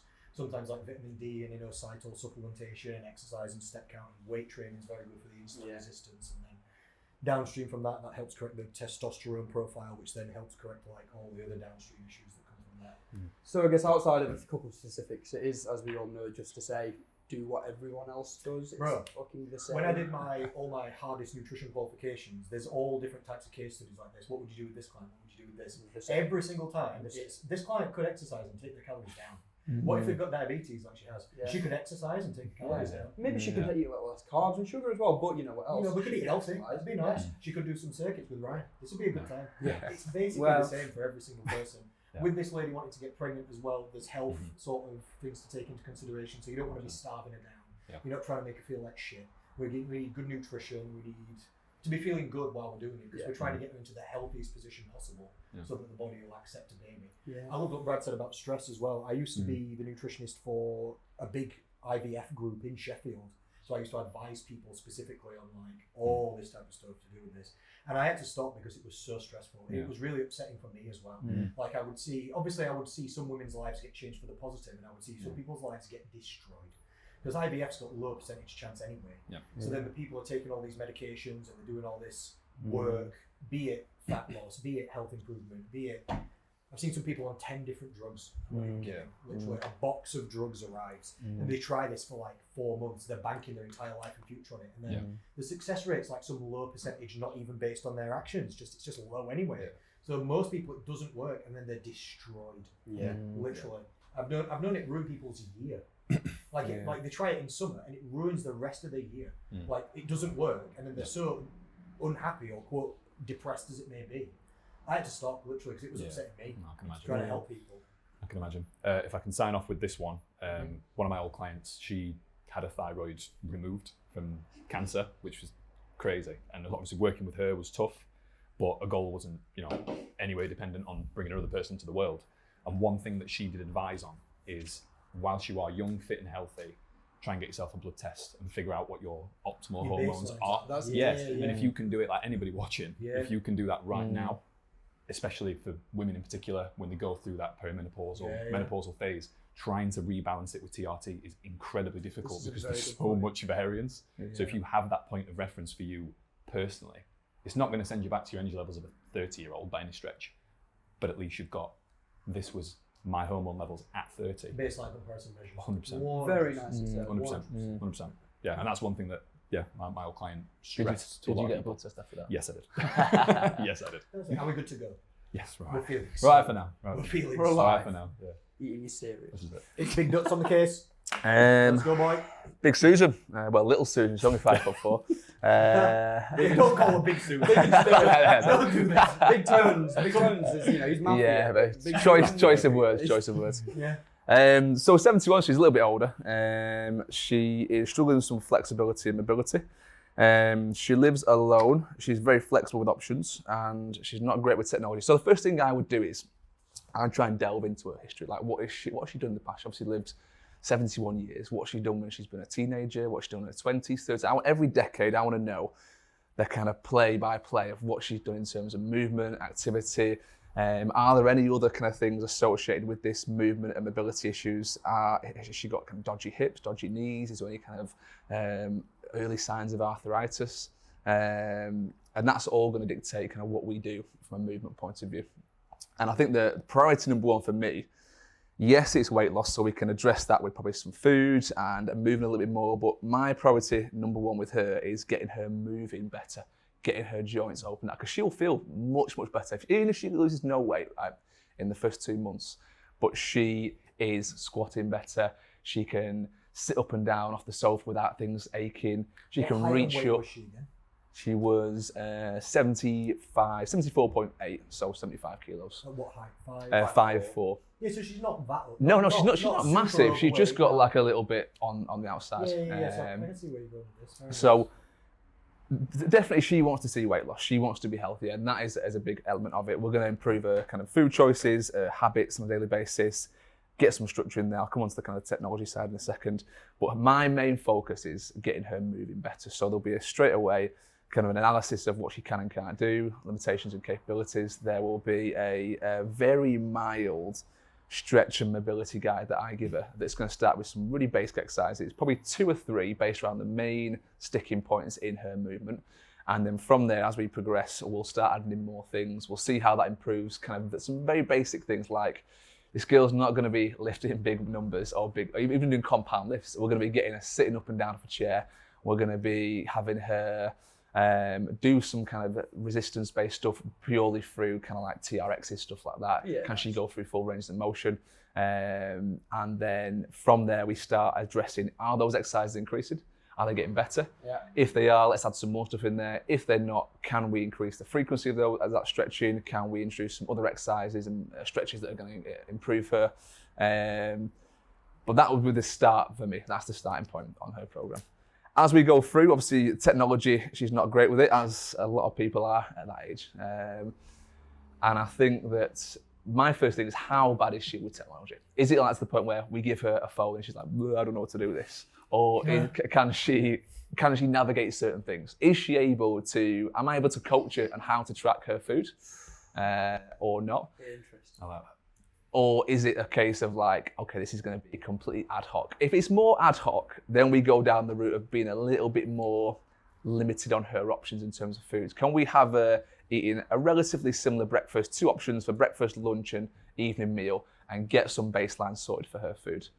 That gives a lot less scope for messing up and eating outside the kind of guidelines. But with obviously those foods will be in her parameters of calories and macros.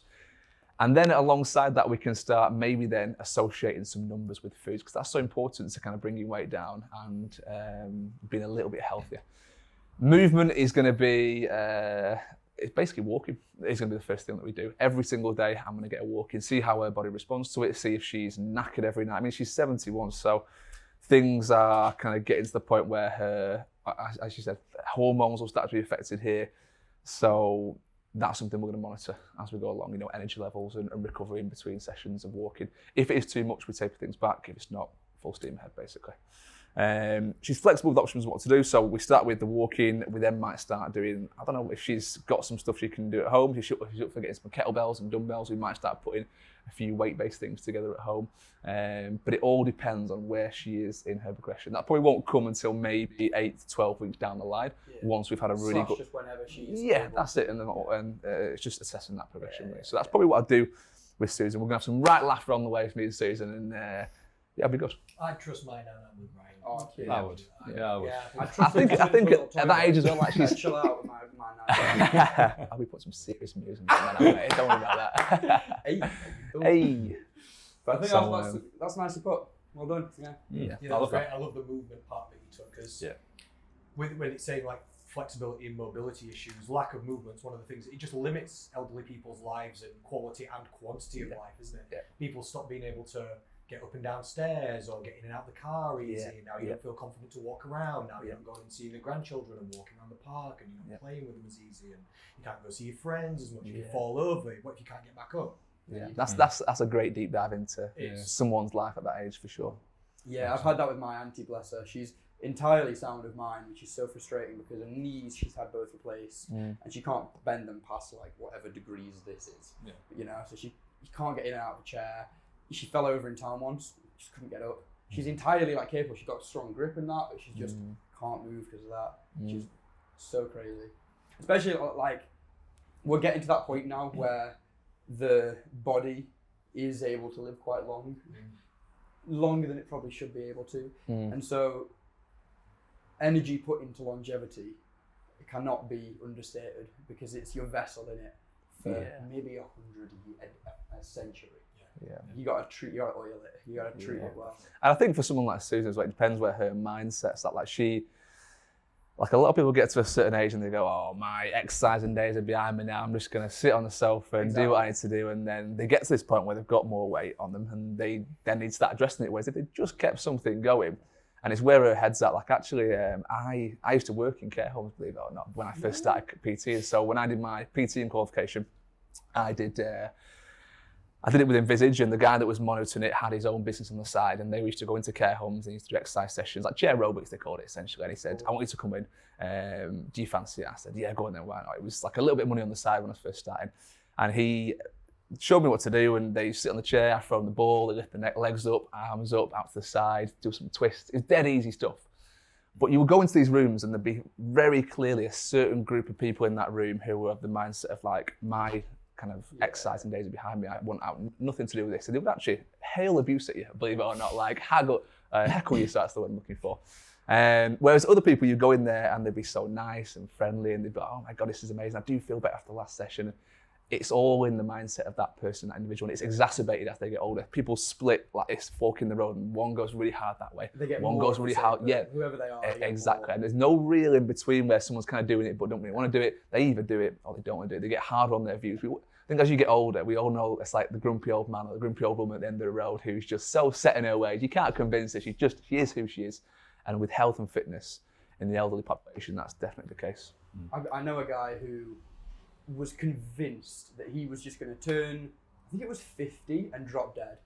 And he was a very well-off accountant, right. Massive house. But he just kind of kept using his money because he's like, oh, I'm going to die at 50.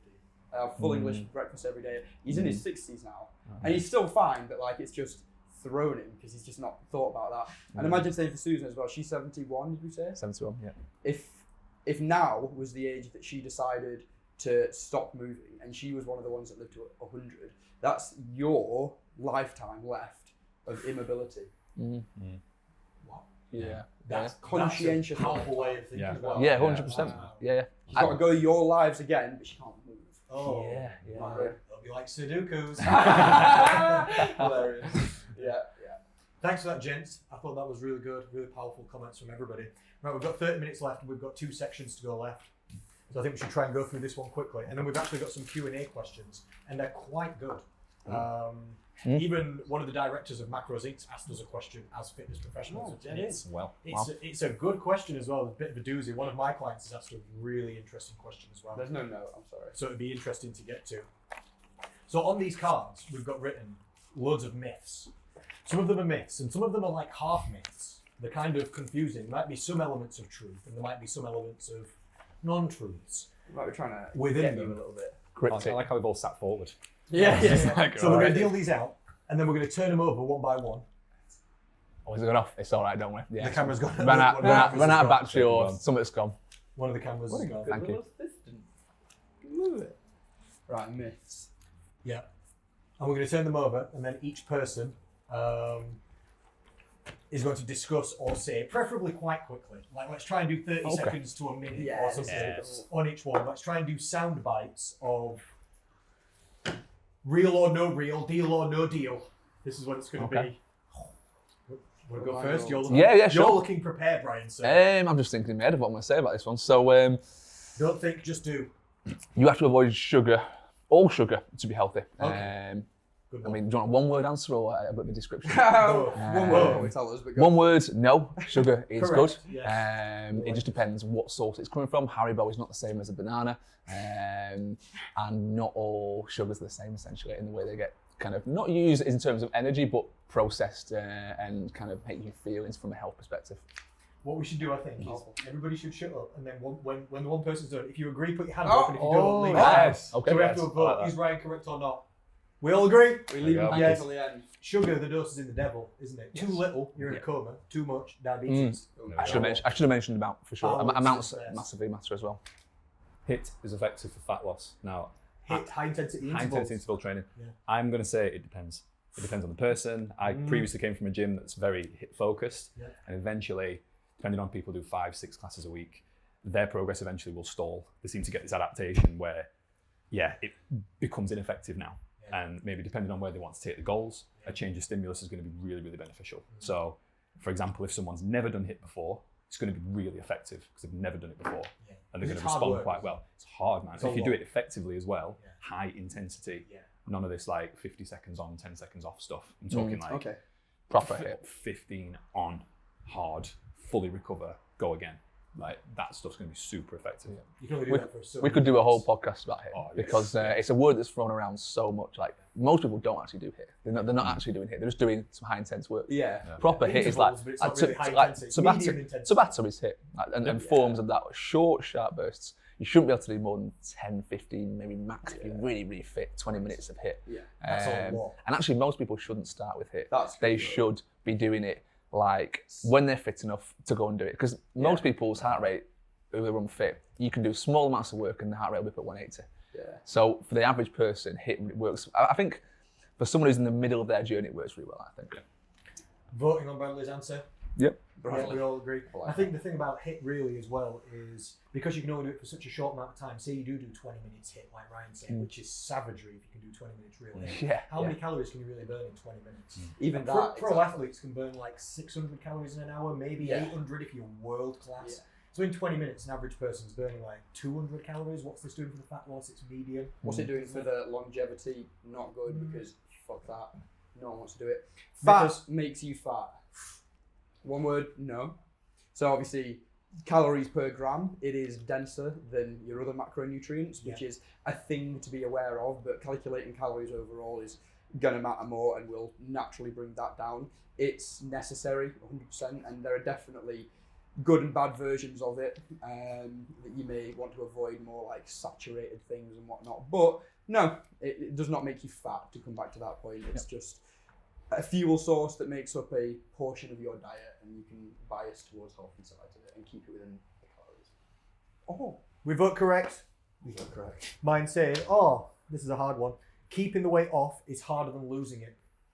This is what everybody says. Everybody's always saying, oh, it's harder to keep the weight off than lose it. I'm going to say, it depends. I'm going to use Brad's answer. Yeah. Say it depends. Because in some ways it could be, because you have to keep the weight off, you have to kind of manage your food and exercising habits kind of forever. Yeah. Kind of in a way which is difficult.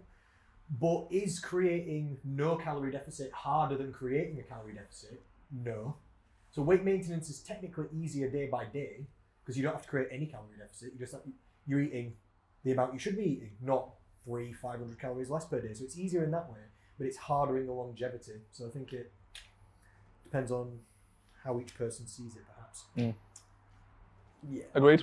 Yeah. Ding, ding, ding. Yeah. Disagree? Oh, this is... Oh! I don't know this, statistically speaking, the fail rate for diets and weight loss is staggering. Yes. It's like 95%. Yeah. And the success rate of personal trainers, I'm sorry for anybody watching, on average is about 50%. 1%. In terms of do we do our job? And I'm getting these statistics from quite varied sources. Yeah. So I would maybe say, You think no, that's I 50%? think it's harder, Yeah. to keep it off. I It- really do. I really It do. depends on your lifestyle, doesn't it? Like, eventually, similar to what you were saying earlier about cravings and sugar. If you're just eating junk food, you want more junk food and da da da da da. Once you're in a routine of having developed a healthy habit, and hopefully it becomes a habit, then that's what it is. It's a routine, it's a lifestyle, and then it isn't quite as noticeably intense as when you were losing the weight. But are you someone that is just, that runs with a mind of, I want food, I always, and is therefore a life sentence to calorie maintenance is a little bit daunting and scary. It's a difficult question, that one. I think, I think they're both equally hard depending on the Got person. it wrong. Like, I think it's I agree with what Brad said. that's harder. Like the first initial steps are harder for some people. The latter steps are harder for other people. So That's why I went with it. Depends. I agree with what you're saying. No, Billy. right. I've known some clients really struggle to lose weight all their life, but then when they actually get it off, they're not bad about it. yeah. You know, they do manage to keep it off kind of fine. They struggled all the way. Some people, it's the opposite. They've done 900 diets. They always lose 5 stone, and it always comes back. Yeah. That's the difference in working with someone like yourself and the rest of us at this table compared to maybe other people, without throwing too much shade, because it's Throw all the shade. there's a reason why it's 90 Call 90+%. Call names out, bro. Build a gazebo. Let's go. No, there's a reason why it's 90% fail rate. I think we should go a bit quicker through these. Yeah. We've got so many cards here. We could spend about half an hour on each one. No, we don't have to. So mine is keto is a good weight management protocol. In a short, no, I don't think it is. I think it's anytime you start cutting out macronutrients and food groups, it just doesn't last. So no. Yeah, I wrote that one, and I wrote weight management protocol on purpose because that weight management kind of has connotations of longevity. Yes, And I exactly. think keto can work in the short term for some people if they That's kind of good. Yeah, like. agreed. That I'm makes not, me- I'm not against it. It just doesn't. It's Long-term. not a long term thing. No, long term, not cool. Yes. Yeah, agreed. Yeah, Agreed. You vote yes. You can eat as much healthy food as you want. No, I'm gonna Agreed. straight up say it. Sorry, I missed that. So I was looking at the next That's question. You can eat as much healthy food as you want. No, I'm gonna say no.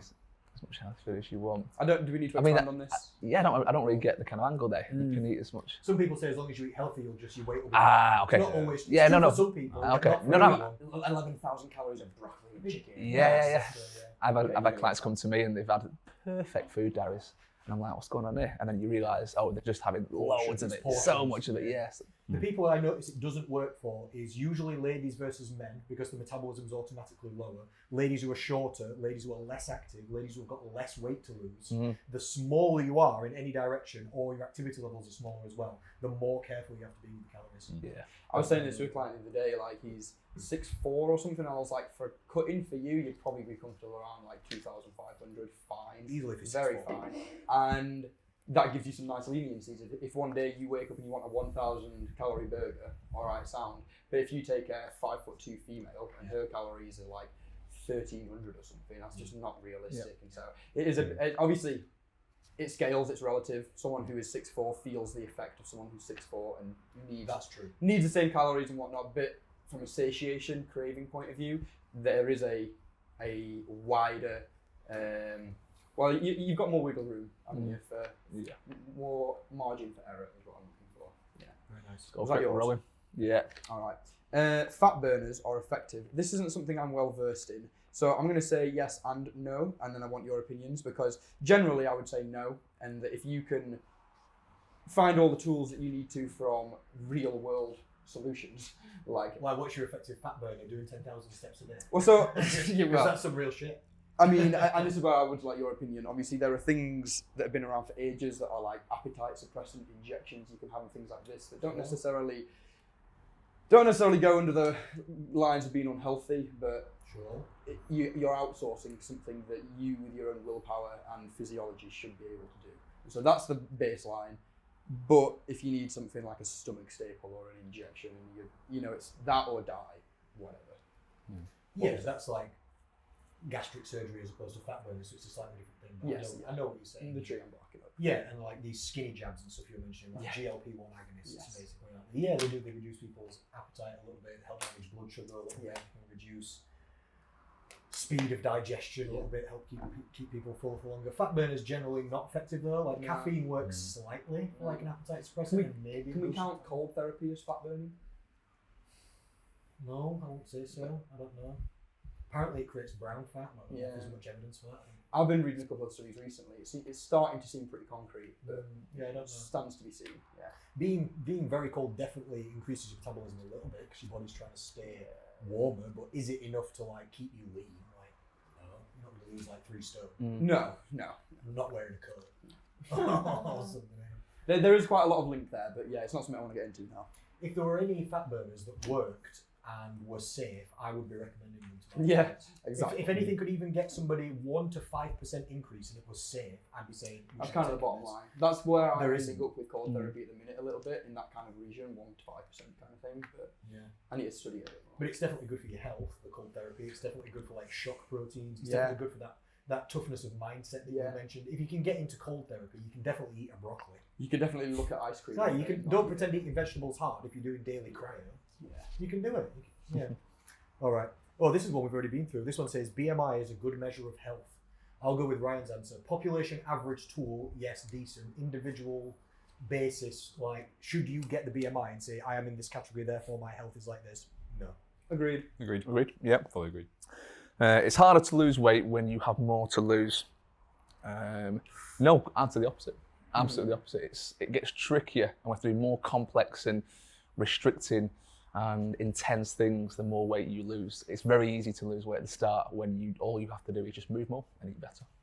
Good, I agree completely. I love that answer. The leaner you get, the harder it is to get. Which is a hard thing to tell clients. Like, you're stood there lean as hell and they hate you because of it. And you're like, listen, this is a lot harder than this is. I'm sorry to tell you, but I do understand what you're going through actually. I know, I've said it in a nice way to some clients before. They're like, some people have said to me in the past, it's easy for you though because you're already lean. And I'm like, you trying to piss me off, boy? If you've seen me online for the last 5 years and I'm always the same level of body fat, do you know what that means? That means I manage my calorie intake perfectly all the time. Enjoy misery. All the time! Or he's just genetically shredded. We've all got that one mate who just can eat whatever they want and they just stay at the same level. Yeah, that definitely isn't me, you know. Like most of my family are overweight and some people have got diabetes and the females in my family have got polycystic ovary syndrome and stuff like this. And I love eating. I'm not like Will, like I don't like sugar. Like you don't even get like sugar cravings that much. I do all the time. I love eating. I love eating loads. I love eating junk food as well. I also don't enjoy exercise. You're not a fat boy at heart. Yeah. I'd love to. I just don't feel good if I do that. I've tried not training and not eating well, and it feels worse than Training and eating healthy, it's kind of hard. It's harder though to be unhealthy and happy. So I do the hard that's good rather than the hard that's negative. As long as it's hard, bro. Okay. Right. Brad? Skip over. Look at his face. Look at his face. These Wow. fucking guys. I've never come on this podcast again. I'm going to get roped into like some weird shit eventually. I can tell if I stay here long enough, I'm going to turn into like them. Danny hiding in the corner. We'll get you there, mate. Just awkward laughs. These guys. Oh god. These guys. Next. Intermittent fasting has intermittent fasting has weight loss and health benefits. I'm going to say yes as a tool.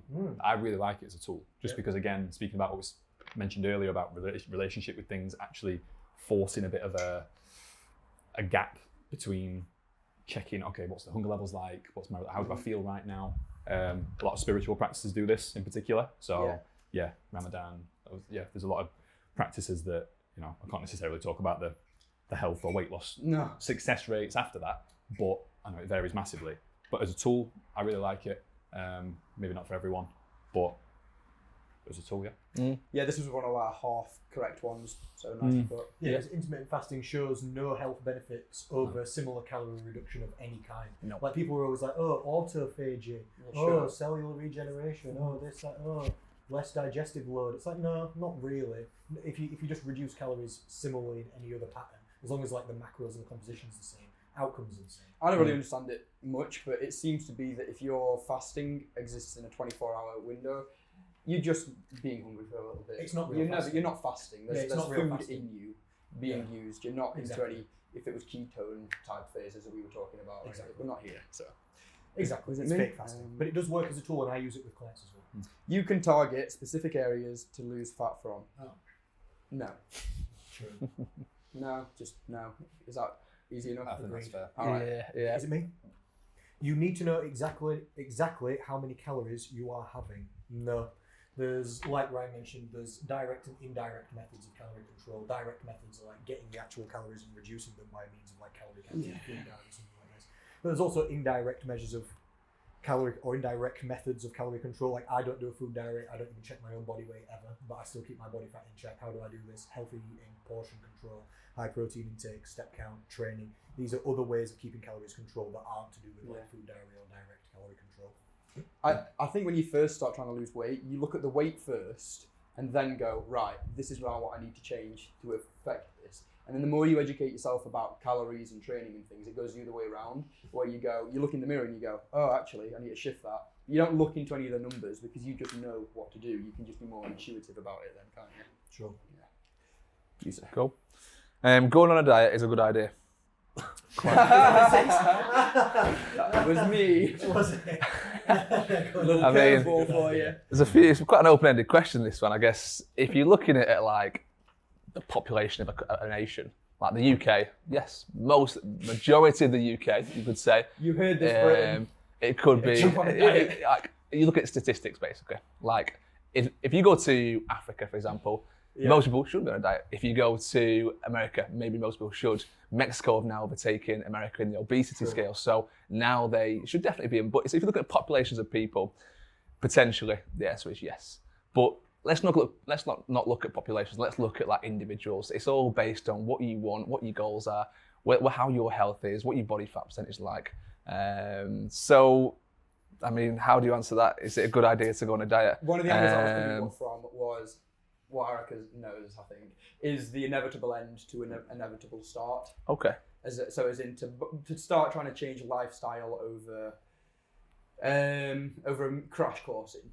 You know what I mean? So change a habit, not your complete diet. I understand what you're saying. You're talking about the semantics of the word diet. And you're talking Yeah, about I'm like, being awkward. should somebody go on to like a classical diet, like, oh, I'm gonna like do low carbs for like 12 weeks?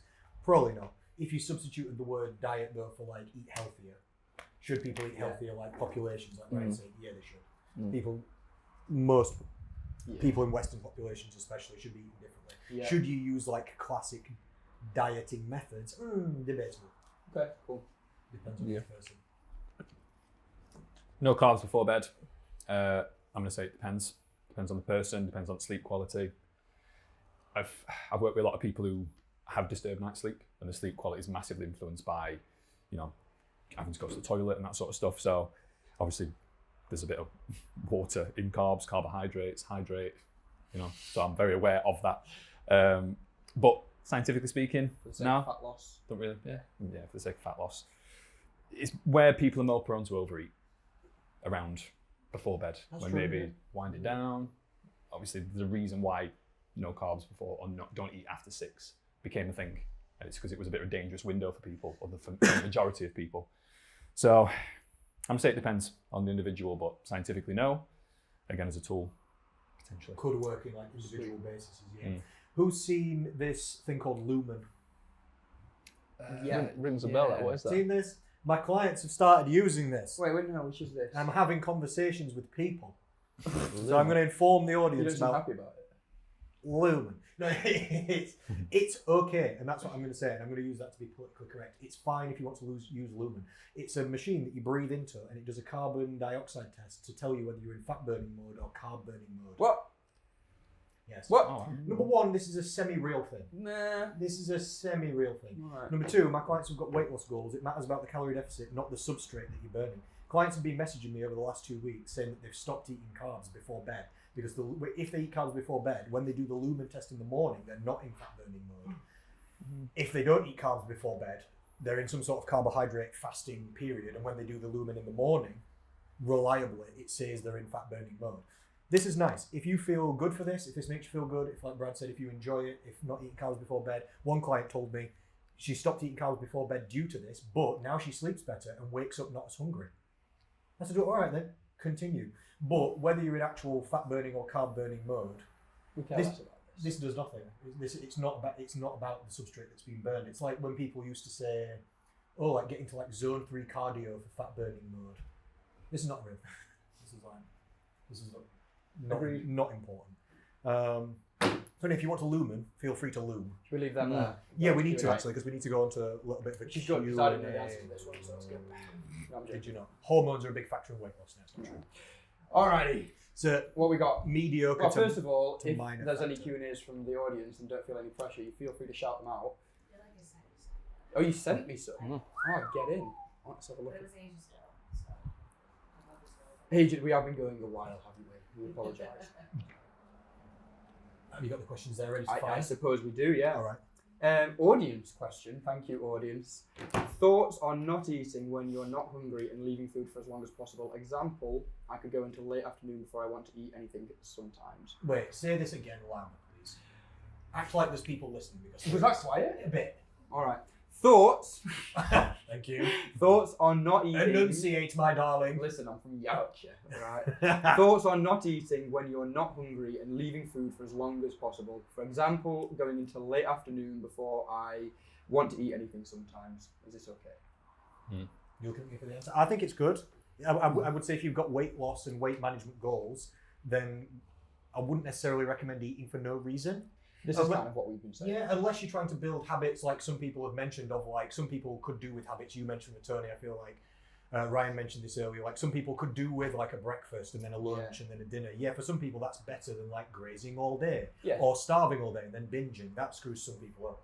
So if you're trying to build new habits and patterns, that could work. But similarly for other people, I wouldn't generally recommend people force feed themselves food if they don't want to. No, if we look at your priorities of what it is you want, so fat loss, and look at your preferences for when in the day you enjoy eating, whatever it is, and then just work to them.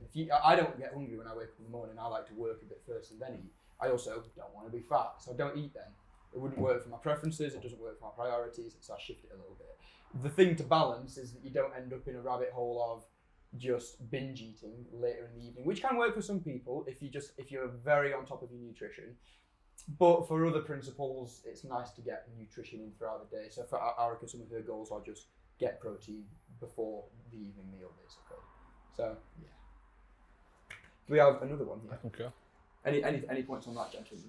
No, I think we've summed up well. Yep. What about a mention for other metrics of tracking weight loss besides the scales, body changing, measurements, etc.? Not sure if that will segue into any of our topics. Very good. Well, we'll make it a topic. Yeah. So it depends on a person, but you need an objective measurement so that not everything is an airy fairy. Oh, I look a little bit better today. Yes, but do you? We need an objective measurement, which could be, with enough time in between, something like photos. You can't objectively see in a photo with enough time in between that things have changed. But a better way to measure that is maybe measurements, like you're saying. Did you say other than scale? Yeah. Yeah. My thing with the scales is that I feel like when you're going through a journey, and if you get on the scales and then you weigh yourself, say 3 weeks later, the scales haven't moved, that could stop your journey or it could get in your head. And maybe it's a me thing, maybe it's a woman thing, but I just find that I'm either on the scales every day tracking, or I can't get on the scales at all, or sort of get in my head. Yeah. So Eric is saying that it's quite. Do you when you jump on the scales every day, do you get deterred when it goes up? Do you? Yeah, I get put off. Yeah. My recommendation will be every week, like once a week, and just do everything you can. Like if you have that one kind of Monday morning or Friday morning before the weekend, every week you jump on the scales. If you do 7 days, you're gonna have that in your mind, like, okay, I want to get on that scale and I want it to be good. Whereas if you're just weighing yourself every single day, like it's up and down, is it going forwards or back? Are you really putting the work in to kind of make that good every time?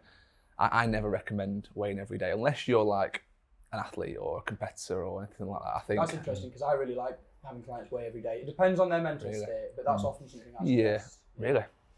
Yeah, just for the. I think it can just change so frequently. Like the weight. That's why I like making them do it. Really. So that they understand that their weight will change regardless of what their fat is doing or what they've eaten. Yeah, or what and because they've trained. especially it's usually paired with the type of philosophy I like to proceed with fat loss is that you don't react to the scale and then go, shit, I'm going to eat less and lose weight. I want you to get on the scale and kind of know what it's going to be, because if we go, right, last week I've been in a 500 calorie deficit a day, I should expect a little under a pound loss with this kind of deficit. If we know verbatim that is what you've done, there is no two ways about it. If you get on the scales and you're heavier, you know that you've lost the weight because you've put in the homework, you've done the science first. You're not reacting to it anymore. You've decided how much to lose. Or you've lost the fat but not the weight. Yeah, exactly. So that way on you the scale, know, the weight's not gone down, but that person knows they've done the correct action habits. So I like teaching people that, listen, this shit's going to change every day, and I want you to be aware of that. Weigh yourself in the morning and the evening. You'll put on 2 kilos probably, if you're my kind of size. And it makes the whole thing a little easier and it simmers a bit. But it does have to be related to knowing exactly kind of what you're eating, because otherwise it can throw you off. But if you go in knowing what you've put in, the output almost doesn't matter because you know what it's going to be anyway. Do you know what I mean? To a certain degree, yeah. To a certain degree, I think I get it. I get that, like, weighing yourself every day, you can always become desensitized to like your weight and the fact that it's going to change. But I just think people, maybe women more so than men, like I said, are definitely more sensitive to weight. It doesn't matter like whether they know how many calories they've had, whether they're in a deficit. They are just judging it based on one number every single day. And it doesn't matter what they've had, whether they're in a deficit, whether they're at maintenance, they just want to see that number going down. I will agree with you that for the general population, I think it's a bad idea. From a science perspective, I think it's a great idea. For data collection. For data collection, and that's if you're able to detach your brain from the emotional side of it. Which I just don't think like for the average person. For most people, it's not the scales I use at home, they are, I think they're as good as you can get, pretty much in terms of like domestic home scales. And they give everything from body fat, bone mass, muscle mass. There's some other metrics that I'm not sure about, like BMR, things like that.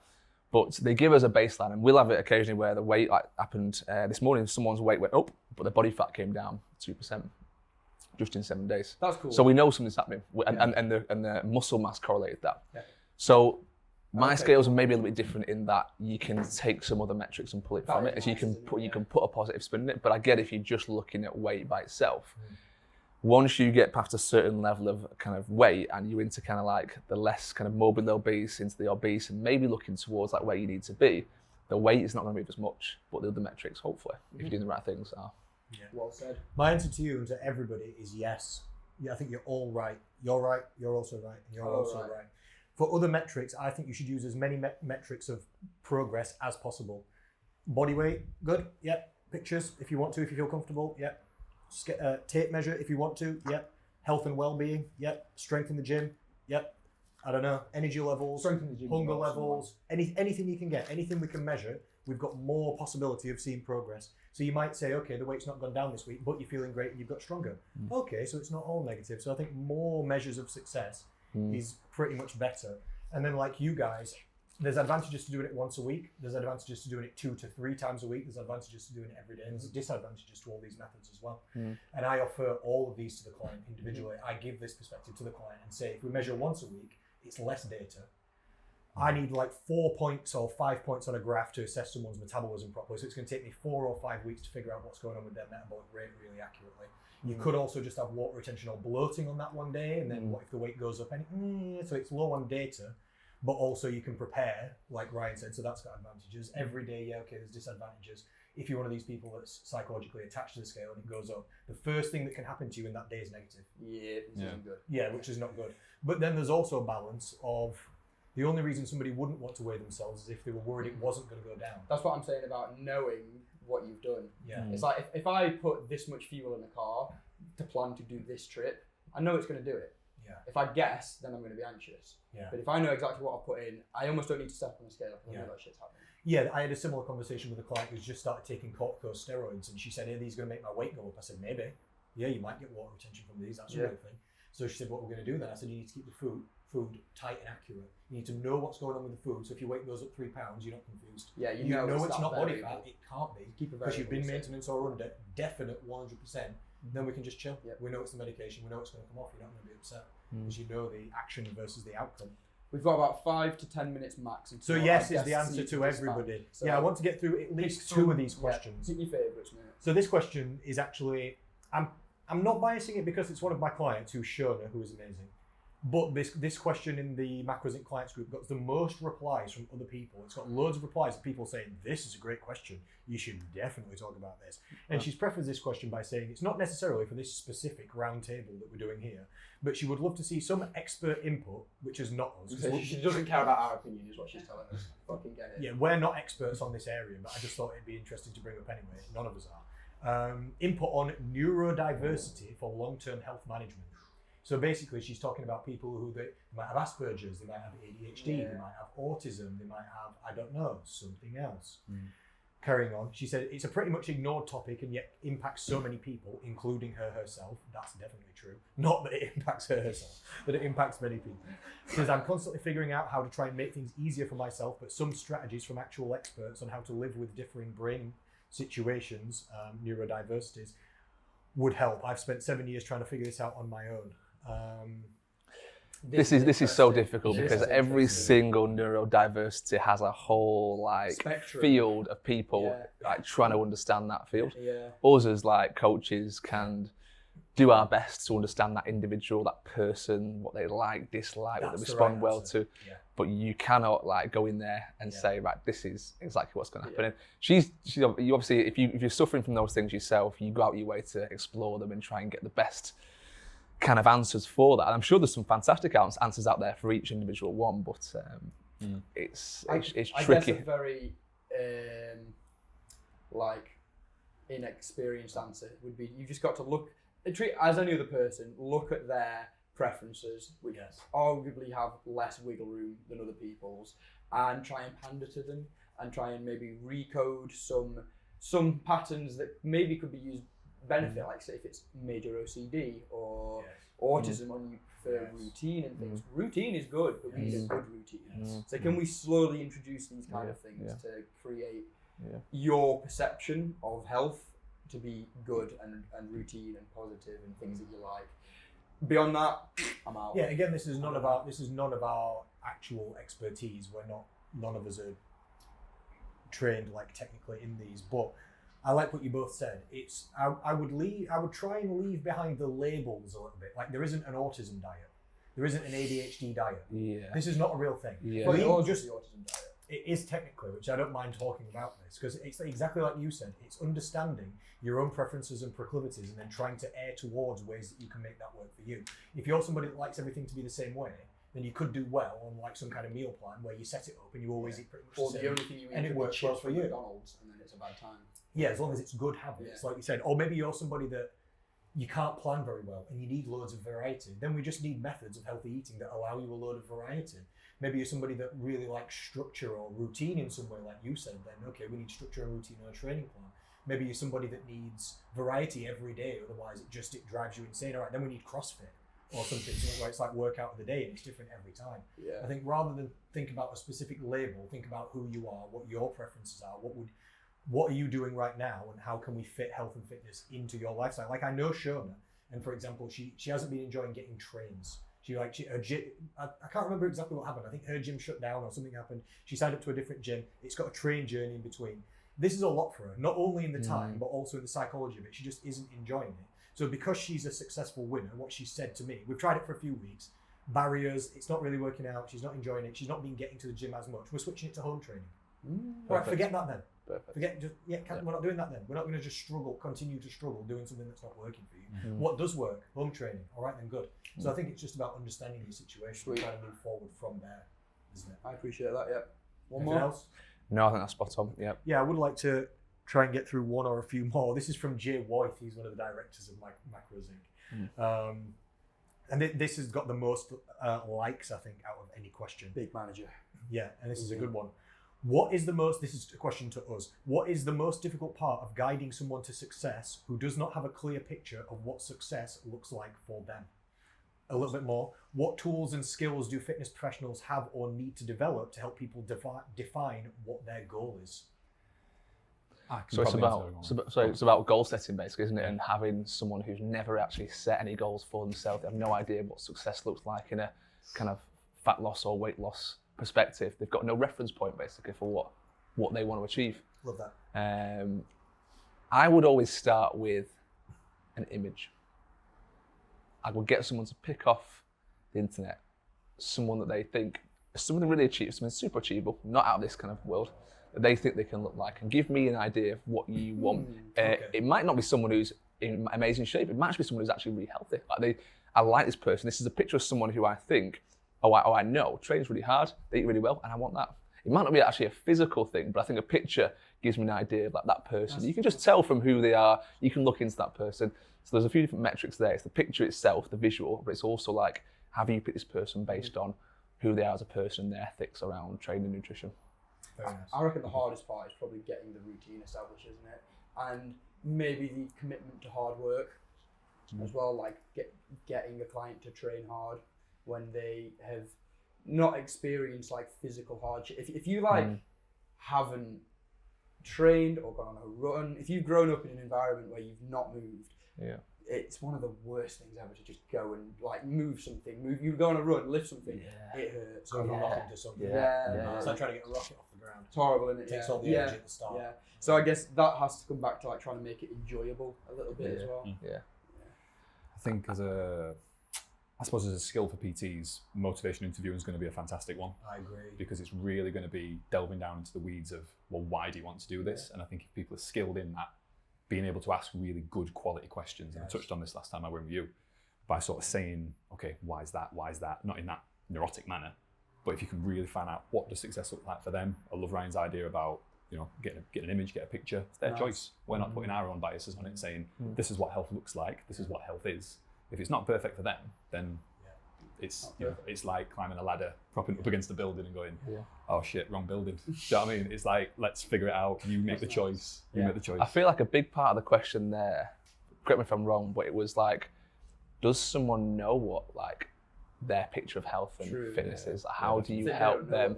They don't know what they want. They don't know what health and fitness looks like. I think it's just explaining to them like what is beneficial to your body from a training, movement, nutrition point of view. This is how your body is going to be optimized by these things.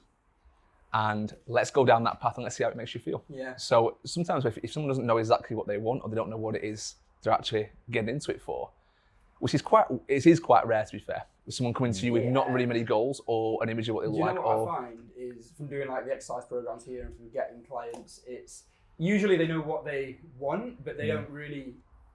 It becomes the stuff in the gym. I'm like, okay, in the gym, what do you want? And they're like, oh, I don't even know what's in the gym. And so then I, as a coach, I like to assign some goals myself, and I tell them, I'm giving you this goal. It's biased towards my kind of preferences in training, and so you can decide to sack it off. But we need to pick a training modality. And so I'm going to pick a goal, and we're going to do it. And if you're a weight loss client, for ladies and gents, but especially ladies, I really like to try and get you to work on a push-up and a pull-up, because they're inevitable like endpoint goals that relate to body weight, and they're strong and they're good fun to be able to just do a push-up. And then we say, all right, good, we're going to train like this. And then as you educate yourself within the gym and you decide, oh, I want this actually, we can change your goals and we can say, okay, now you've decided you want to bench 60 kilos. Let's go and do that. You've got to just like give them something first. I think a big part as well is letting them know that there's so many different goals out there, and like exposing them to like a few of the ways of training and eating that they might potentially connect with, because what you love isn't what they love. Yeah, exactly. And I remember when I first started coaching, I remember getting a couple of my clients together and doing a Tough Mudder. And one of these guys, absolutely, like, he's done like over 500 Tough Mudders now. He's done a ridiculous amount of it. He does them like literally every single weekend for the past, like, I mean, I've not coached him for God, must be 8 years now. But he's done them every single weekend. OCR races, all, not just Tough Mudders, but OCR races in general. He absolutely loves them. He's found a community online. He loves them. That was just from me going, fancy doing a Tough Mudder? Like, you know what I mean? And he was like, yeah, I'm fit enough. Do you know what I mean? So then he found his niche. He found what he loves. It's that OCR racing. So it's about you working with them and guiding them in actually getting them to a point where they connect with exercise. And nutrition, you could go on a whole pathway with that as well. Not to derail the flow of things, but I'm conscious that Bradlington Bear needs to leave at some point. Do you want me to invite you to leave now, or are you alright for the 5? All right. Yeah, you've got that now. So, this has been Brad. We appreciate your service, sir. Yeah, thank you for coming on. Thank you, gents. Appreciate it. Thank you for bringing us Oh, your but you said victory. about motivational interviewing as well. But awesome, mate. Thank you, sir. We'll let you let See you yourself soon. out, dude. See you soon. And he'll be back, for all those wondering. So my thoughts on this, I liked what Brad said about motivational interviewing, learning to ask people questions, because if somebody doesn't know what their version of success is, I don't know what their version of success is, because I'm not them. If they don't know, how do I know? I can't give it to them. We have to ask questions to them to lead them to what is going to make them happier. I liked what you said as well. I've seen you do this with clients, so like, exactly like you just described. If somebody doesn't have goals, you're not unwilling to give them targets. Somebody say, I want to train, but I don't know what to do. You've said to people, all right, we'll start getting you a bit stronger, and then we'll see how you feel. And you just start them off with basic mobility, basic movements, just a bit of we'll just start, and then we'll see if you want to specify down after. Yeah. I don't think that's a bad idea. We've got a start, haven't we? And then a start is always better if all around the goal. Thanks, Brad. Thank you, sir. See you soon, mate. So we might as well pick something, eh? I like what Brad said about asking why as well. Like I heard this thing about asking why 5 times once. Like if somebody says I want to lose, not in like Brad said, not in some like crazy probing way, but if somebody says you want to lose weight, they want to lose weight. Why do they want to lose weight? It's because they're either experiencing some sort of physical or psychological difficulty that they're trying to get away from. Like they might say I want to lose weight, and you say why? For a holiday. Okay, why? Like why do you want to lose weight to go on the holiday? Because I'm going to be around my family. Okay, why?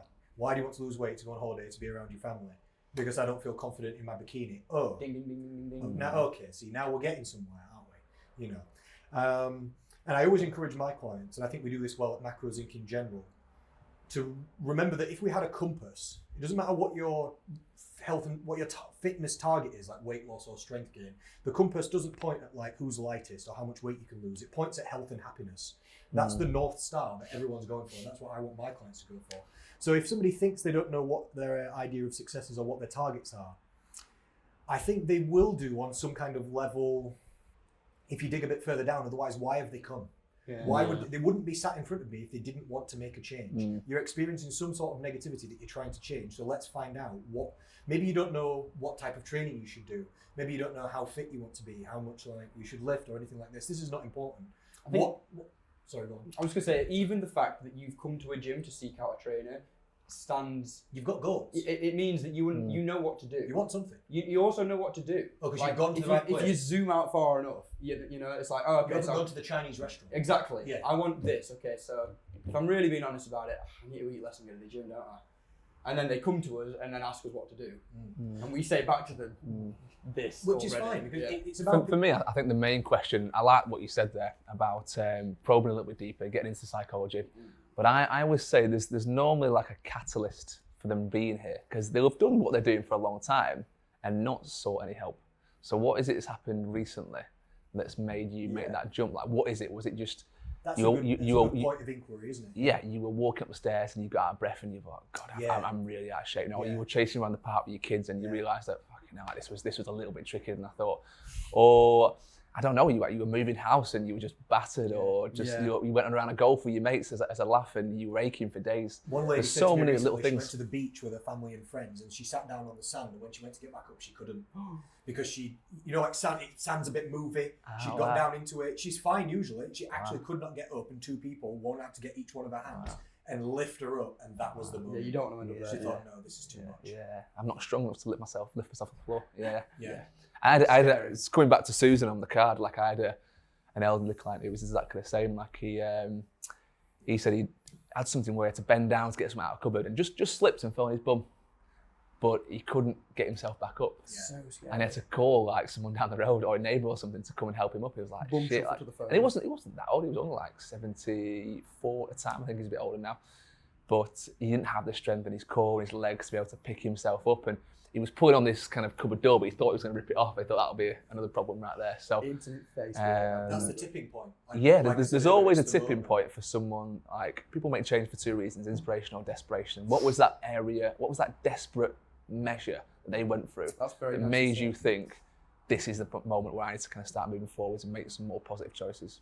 Love that. Yeah, I was thinking the exact same. So if somebody doesn't know what success is to them, success, it's just life. There isn't success. It's just all of us living our lives, and we all just want to be healthy and happy. There isn't a success. There isn't anywhere you should be. There's nowhere you're really trying to get to. You can think about these things yourself. So I would ask the client, what's making you unhappy? Or maybe not that. Maybe what would make you feel better?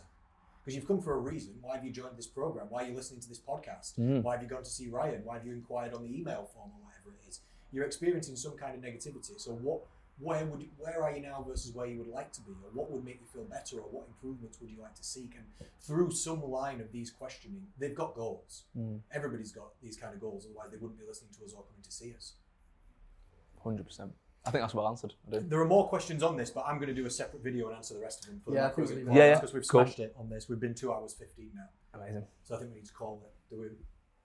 Little photo review of the podcast for the Instagram story. Are we done? Concluding statements and thoughts. Nailed it. Nailed it. I reckon this was fun. I reckon she's happy it's over now. She can go home. She's back at 4:30 for a session. Oh wow. Lives it. God. But we appreciate everyone at home for watching. We especially appreciate Erica for coming in and sitting in and taking the time out of her day. Thank you, sir. No problem. Hey, thank you for having me. Yes. Just a little one for the Instagram stories. Excellent with podcast, the boys. I appreciated your flirting. Fat loss has been Oh, discussed. that's what I kind We of figured it out. Well, we figured out Answered fat loss. We Frozen. figured it out, yeah. We know. We've done fat loss. We've completed it. Exactly. I hope then the ladies and gentlemen listening can complete it for themselves too. Take care, team.